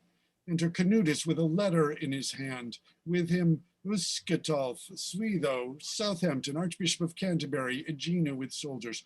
Courage, brave captains, conquest is at hand. This letter comes from trusty Edricus and certifies me that he is in grace with Edmund Ironside, and how he leads the vanguard of the prince's army, how he assures me of the victory without loss of many soldiers, for he will disappoint the warlike youth and flee to us, leaving him desolate. Wherefore, brave soldiers, put forth all your might to quail their stomachs at their first approach. He that doth take the prince in fight or flight shall have his ransom and be dubbed a knight. I'll venture hard to make Joan my wife and lady. The king shall escape my fingers narrowly. Massive I had streets, steel sides, he hath iron sides. I would gore him then, what that I would. What if I miss the king? I'll make a duke, an earl, a lord, a knight, or gentleman, or nobody. And then you'll hit it, nuts to your chickens, sirs, ere they be hatched. Perchance the egg are rotten in the nest. Then all your brooding hopes is cast away, and you remain as rich and new-shorn sheep. I never loved to gain by treachery, for that again was lost by treachery. I do remember hardy Hannibal did use these words at one Tarentum's loss. Eadem arte quad tritus queptimus, Tarentum omissumus. Fraud won, Tarentum, fraud Tarentum lost. So Hannibal reaps his labor for his cost. Drums sound afar off. So, Edmund, thou comest unto thy cost. Thy roaring drum presageth thy mishap, ringing thy soul's knell with a hollow voice, as thine doth mourn, so that our drums rejoice. The drums sound, enter Edmund with Edricus, other lords and soldiers. They fight. Canutus gives at exeunt. Act 4, Scene 4. Enter at one door Canutus, and at the other Edricus. Edricus! My lord, hi! Cheer your flying troops and bid them stay a while for victory. When as you see me lead my men aloof, then take occasion and assail the prince. And I'll be absent when he needs me most, and present for your best avail. Make haste. How much I love thee, Edricus, heaven do know, and I with gifts one day will manifest. It's a Canute.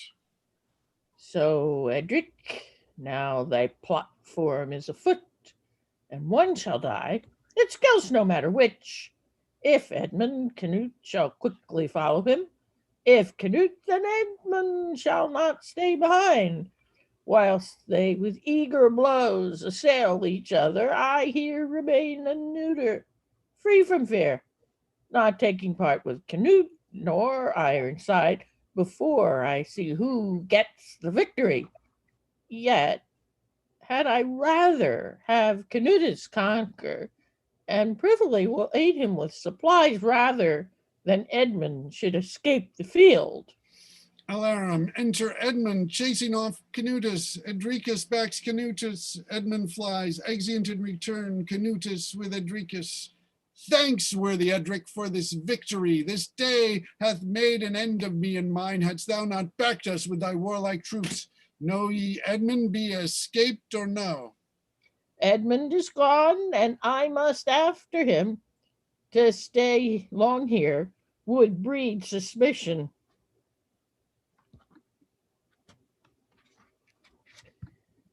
Then, mighty Canute, live long a conqueror, and when thou hast the crown, remember me. If I forget thee, God forget my suit, when like a sinner I do humbly pray. Forget thee, Edric? God above doth see how good at heart I ever bore to thee. Then, noble Canutus, I pawn a soldier's faith. By my best blood and by my after hopes, I will remain to thee and to thy heirs as true as false to Edmund Ironside. Let us not linger here. Muster your men and make them ready for a new assault. I will to Edmund and excuse myself, and how I served him then, I'll serve him now. Exeunt. Act 5, Scene 1. Enter Edmund Ironside, Alfric, Ulfkettle, Godwin, others. Oh, oof.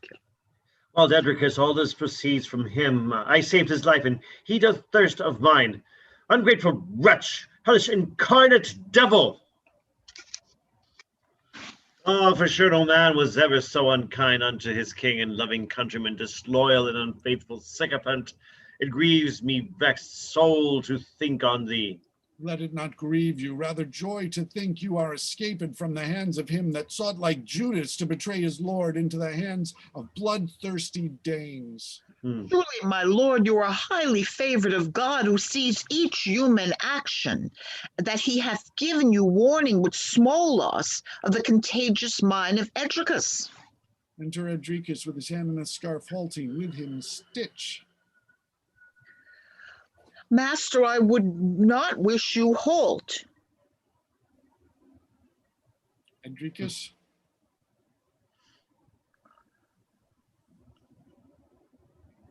Edricus, are you there? With your hand in a scarf. Yes, Master, I would not wish you halt. why so? Marry, sir, you know Alfric is a cripple, and the proverb is, till ill baiting before a cripple, he'll perceive it. Had he as many eyes as Juno's bird, or could pierce millstones with his searching sight, he by his leave should not my halting find. I halt not in the thigh, but in the mind. All hail unto my gracious sovereign. Master, you'll bewray yourself. Do you say all hail and yet bear your arm in a scarf? That's hail indeed. All hail unto my gracious sovereign.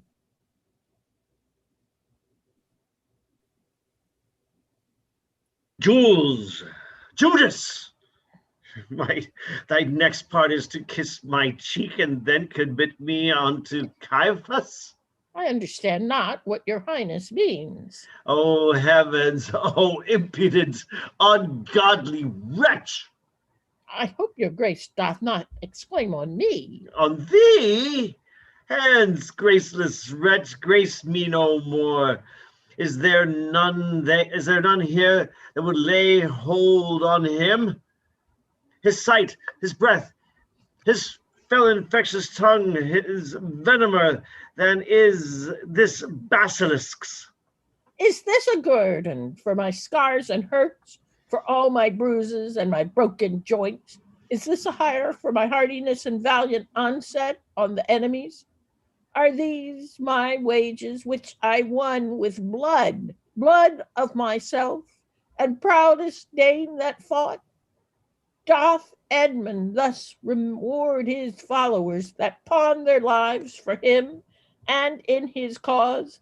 Then bootless have I skirmished so long, and sent so many Danes unto their graves. In vain have I lift up my wasting arm, and brandished my falchion o'er thy foes. In vain this curtal axe was reared aloft, which made a lane throughout thy foemen's troops. In vain my lance did overthrow and spoil. In vain I live to be requited thus. In vain.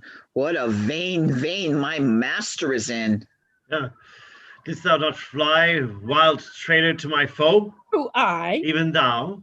Thus forward friends are quitted with suspect. Thus envy blasts the well-deserving wight.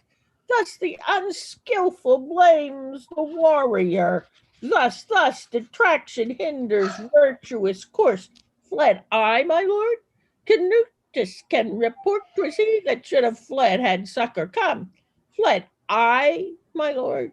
Your eyes were witnesses how far my heart was free from dastard flight. But this it is to be a man at arms when his desert is recompensed with hate and resolution wronged with ignorance. For shame, my lords, spurn not against the truth. Thirst not to drink the blood of innocence.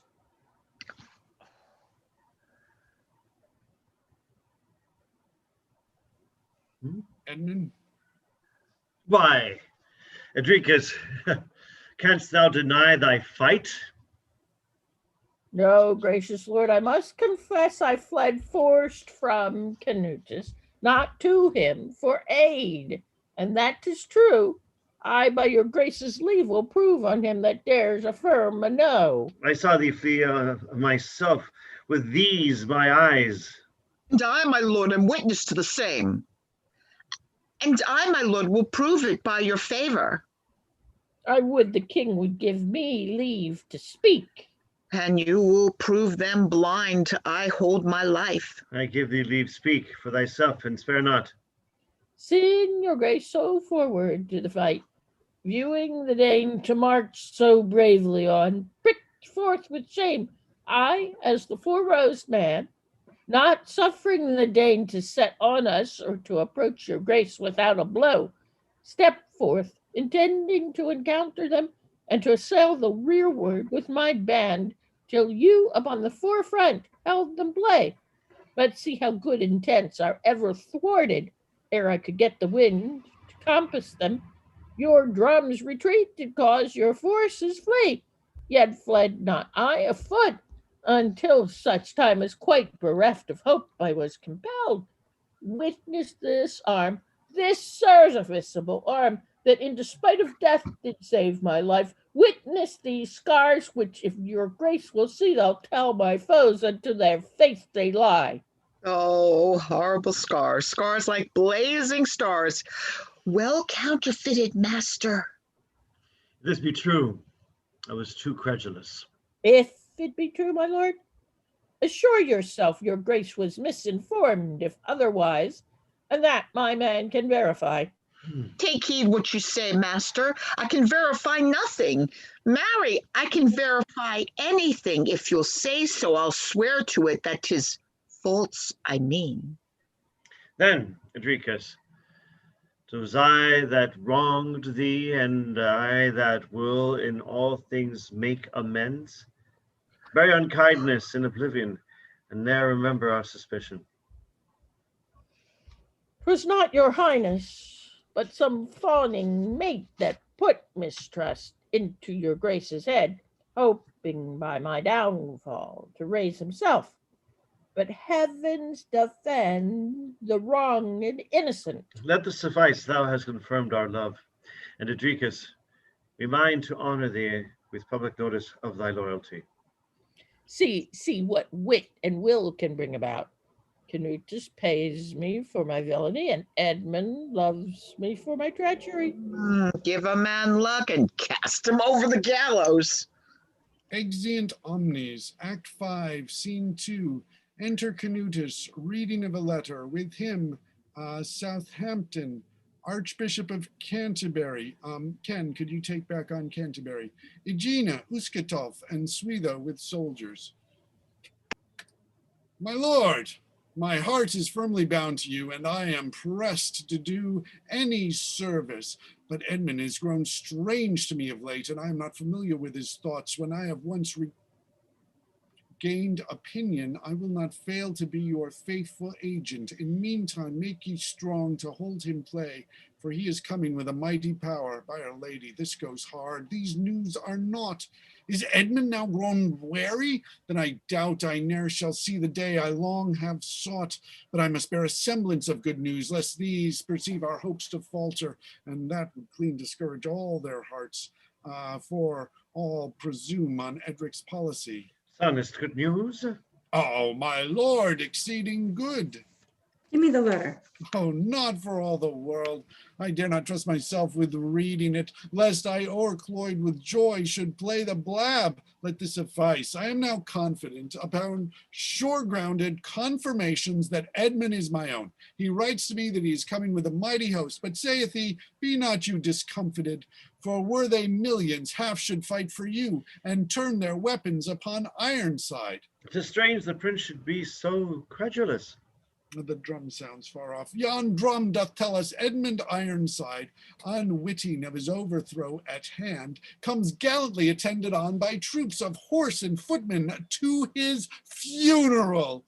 Oh, that thou knewest thy dying day so nigh, that thou mightst make thee fit to go to God. In faith, it grieves me at the very heart to see him come so unprepared for death.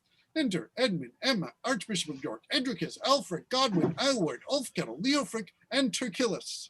Behold, where Canute comes marching bravely on, methinks yon sight would make a sick man sound. Canutus! Edmund!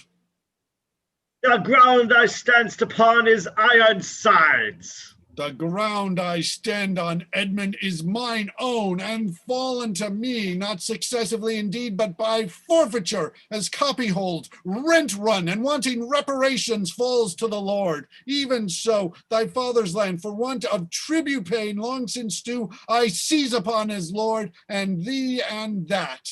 But for thou shalt perceive that Edmund can tempt an unruly stomach of his rage, and moderate his lusty youthful blood, which springs through every vein to fly at thee, and not halt these words without controlling strokes, but should from thy lips have vomited their spleen. Oh, how my heart beats! How much ado I have to make it quiet until I answer thee. For thou the Lord of me and of my land?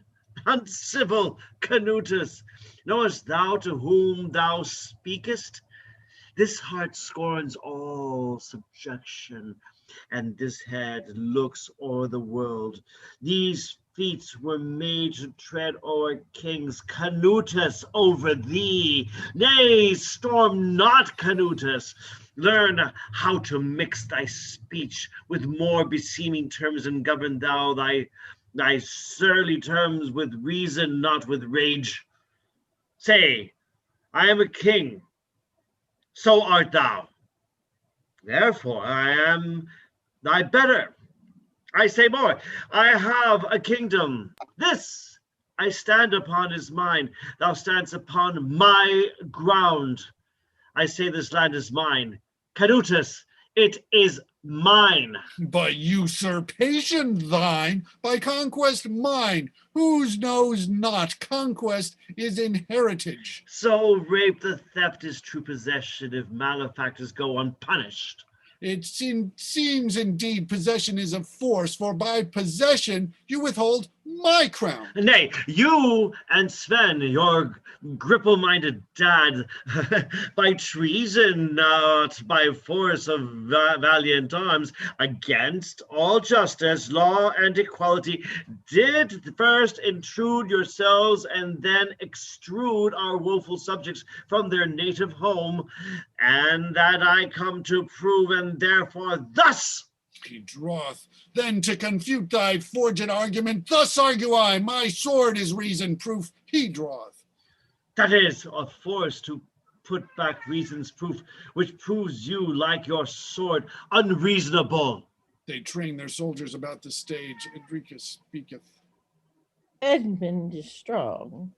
Canutus is weak in part. Edmund gracious in the people's eyes. Canutus is not so. What had I best to do? Fain would I have Canutus win, and he is weak. I would have Edmund lose, and he is strong. O gracious stars, inspire my nimble wit with some device, and as I ever have, I will employ it to some villainy. Soft, let me see. Oh, it is excellent. Fountain of wit, the spring of policy, the flower of treason and of villainy. How much undecent is it that this cap, this homely cape, should overload this crow when thou deservest a crown of beaten gold. But to the matter, so it needs must fadge, for can I bring them to a single fight? Whosoever hath the better, yet shall I be gracious in his eye, as who should say I was the causer of his victory. Besides, I shall insinuate myself into the bosom of opinion, and be esteemed my country's buckler. Well, I'll about it, meaning no man good, but that my speech may shed King Edmund's blood. The armies make toward one another when Edricus standing between them saith, Renowned Edmund, first I speak to thee. Let these my words proceeding from true zeal beg at thy ears a little audience, and worthy Canutus, sheathe up thy slaughtering sword till I have spoke my mind, that all might see my words proceed from perfect piety. Edricus, be brief. Go to, I'll stay a little, but be not tedious. What the fox preaches, then beware the geese. What strive you for, imperious Ironside? Renowned Canutus, what do you level at? We daily, to appease your mortal wars, offer our slaughtered bodies to the sword, yet neither of you have the upper hand. Today he that was foiled, tomorrow foils. He that even now did faintly sound retreat renews again the fight with double force. Thus in quandaries hangs the victory. Unwavering fortune frowns and smiles on both. Canutus is not to be overcome because his brother Sweyn doth succor him, and Edmund likewise is invincible, for force and valor hews him through his foes. What then is the end of this your endless grudge? None other but when all your men be slain. You then must fight alone, or else accord. And he that then is king shall rule no man, nor govern nations, for consuming war will quite devour this solitary isle, not leaving any over whom to rule, nor to resist foreign invasions. If love of kingdoms be the cause of this, suppress the boiling of your haughty minds. You have approved your soldiers' forwardness. Then now at last shake hands and join in league, agree like noble kings, and part the land. Have no compassion of this little isle whose soil is manured with carcasses and made to see with blood of innocents. But if your emulation be so great that either scorns to have competitors and brook not equals in your dignities, fight then alone, that would be kings alone.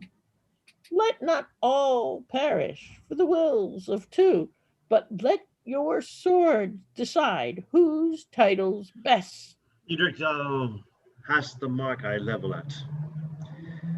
Thy counsel, coming from a zealous heart, fits in all points our expectation.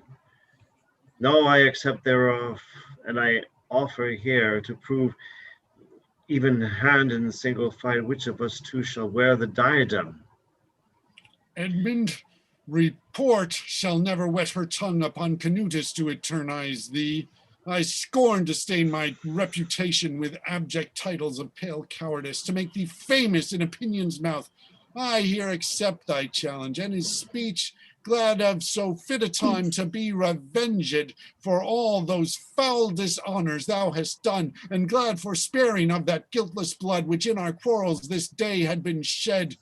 Oh, had this day been but a year ago, many a tall man had been now alive, many a salt tear had been now unshed by fathers for their sons' unhappy deaths, by mothers for their children's wretched ends, and widows for their husbands' timeless want. But I am glad this long expected hour at last is come. My lord, you shall not fight. My lady, but I will. Will you fight for me? Give her my sword and shield. Yet hear me, good my lord. Will you, on whom the state doth sole depend, our welfare, all the realms, your friends, kinsfolk, hazard the loss of all upon the chance of fickle fortune, since the better man is sooner killed by overhardiness than an advised coward? Good my lord, it is indecent you should fight with him, being no king nor having aught to lose. Madam, his life is even to him as dear as mine to me. Besides, he is a prince of noble blood and highest resolved spirit. Even if he were not, yet my cause being good and justice on my side, I would not fear, nay, could not with my honor but accept the speech of Edric, and in a single fight prove my title lawful, good and right. Then, madam, be content, and you shall see the God in whom I trust will succor me. For he, Goliath, I, the little king, I would not fear him on his knees to bring, but he rather calls to doubt of me, I being big and far more strong than he. Gina talks with Canutus. Canutus turns away. I had rather fight with him than scold with you. I cannot speak, but straight you say I scold. Oh, then, sweeting, you must learn your tongue to hold. Nay, now you'll blubber. Go, take this kiss and pray for me. Why stay you, Ironside? Because I think thou art not fit to die, but rather with Aegina fit to cry. My lords, I do command you, for your lives, none be so hardy as to succor me or to approach us ere the fight be done. But I die to make my step, to make my sepulchre, even in the place where I took my death, setting my crown upon Canutus' head, and to him as to your sovereign. Even so, brave followers, I will you do to Edmund here if Edmund conquer me. Sound drums and trumpets with your warlike noise. Either begin my joy or end my joys. The trumpet sound, the armies compass, the two kings in the midst they fight. Stay, hold thy hand, I prithee breathe a while. Not till thou yieldst or dies. Edmund draws Canutus about. Say, Edmund, 'tis not for I fear thy fortitude that thus I crave thee stay, but that I want the use of breath to prosecute the fight. Then breathe a while. I give thee leave to rest. I fear Canutus will be overcome. Then shall I wish my tongue, the cause thereof, had been cut out when it began to speak. For I desire to drink King Edmund's blood, because he ever sought to do me good.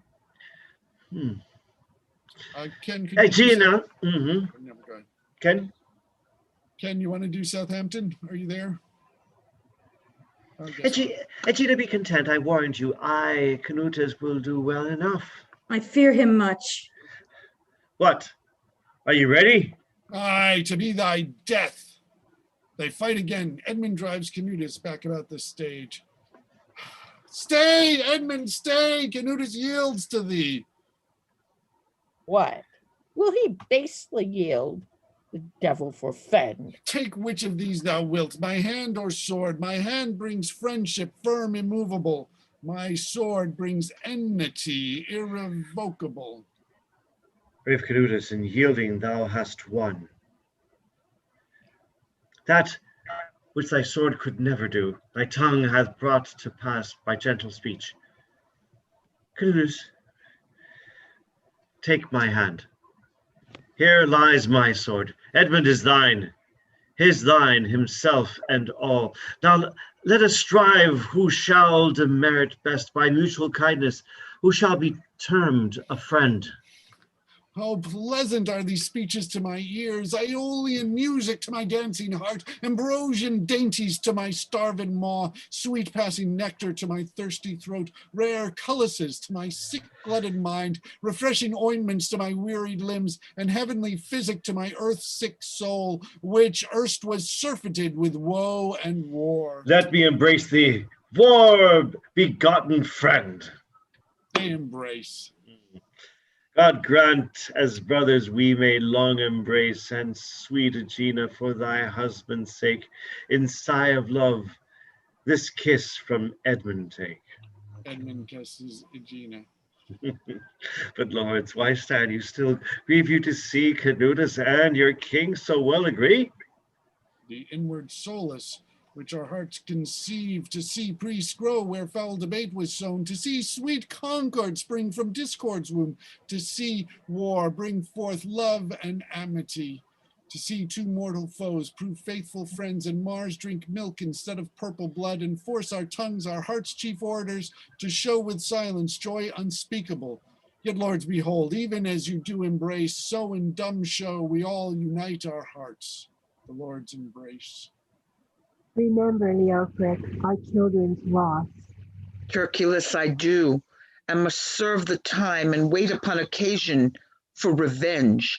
A day of mirth begins a woeful year, as sudden storms do follow sunshine dear.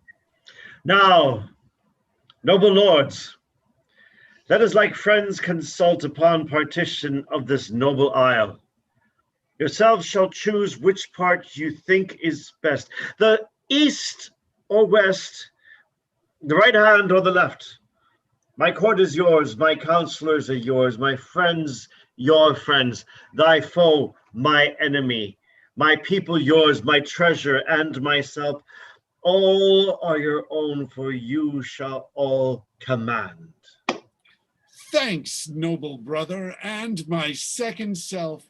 In all thy acts thou dost excel thyself. Foul shame on them that are thy enemies, and vengeance light on them that think thee ill. Go we unto our coasts, and feasts us there, and there conclude an everlasting peace. Sound drums and trumpets! Here ends woeful war, thus hand in hand and heart in heart we go. And I, for one, 'tis meet it should be so. Thus wise men can dissemble what they think, and till occasion fits them, sleeping wink. But I have sworn, and I will keep my vow. By heaven, I'll be revenged on both of you. They go hand in hand out of the stage, Edricus leading the drum. Fini. Hey, Oh, good there's Ken. job. Thank you all so much. Sorry, Ken, I didn't have stuff for you at the end there, but yeah, thanks so much for doing this, and thanks for trying out this this new experiment. We'll see what people think, if there are any We'll go back to comments the in old terms way. of what it's like doing that. Any other sorts of things? I know Eleanor doesn't like it, but how do other people feel?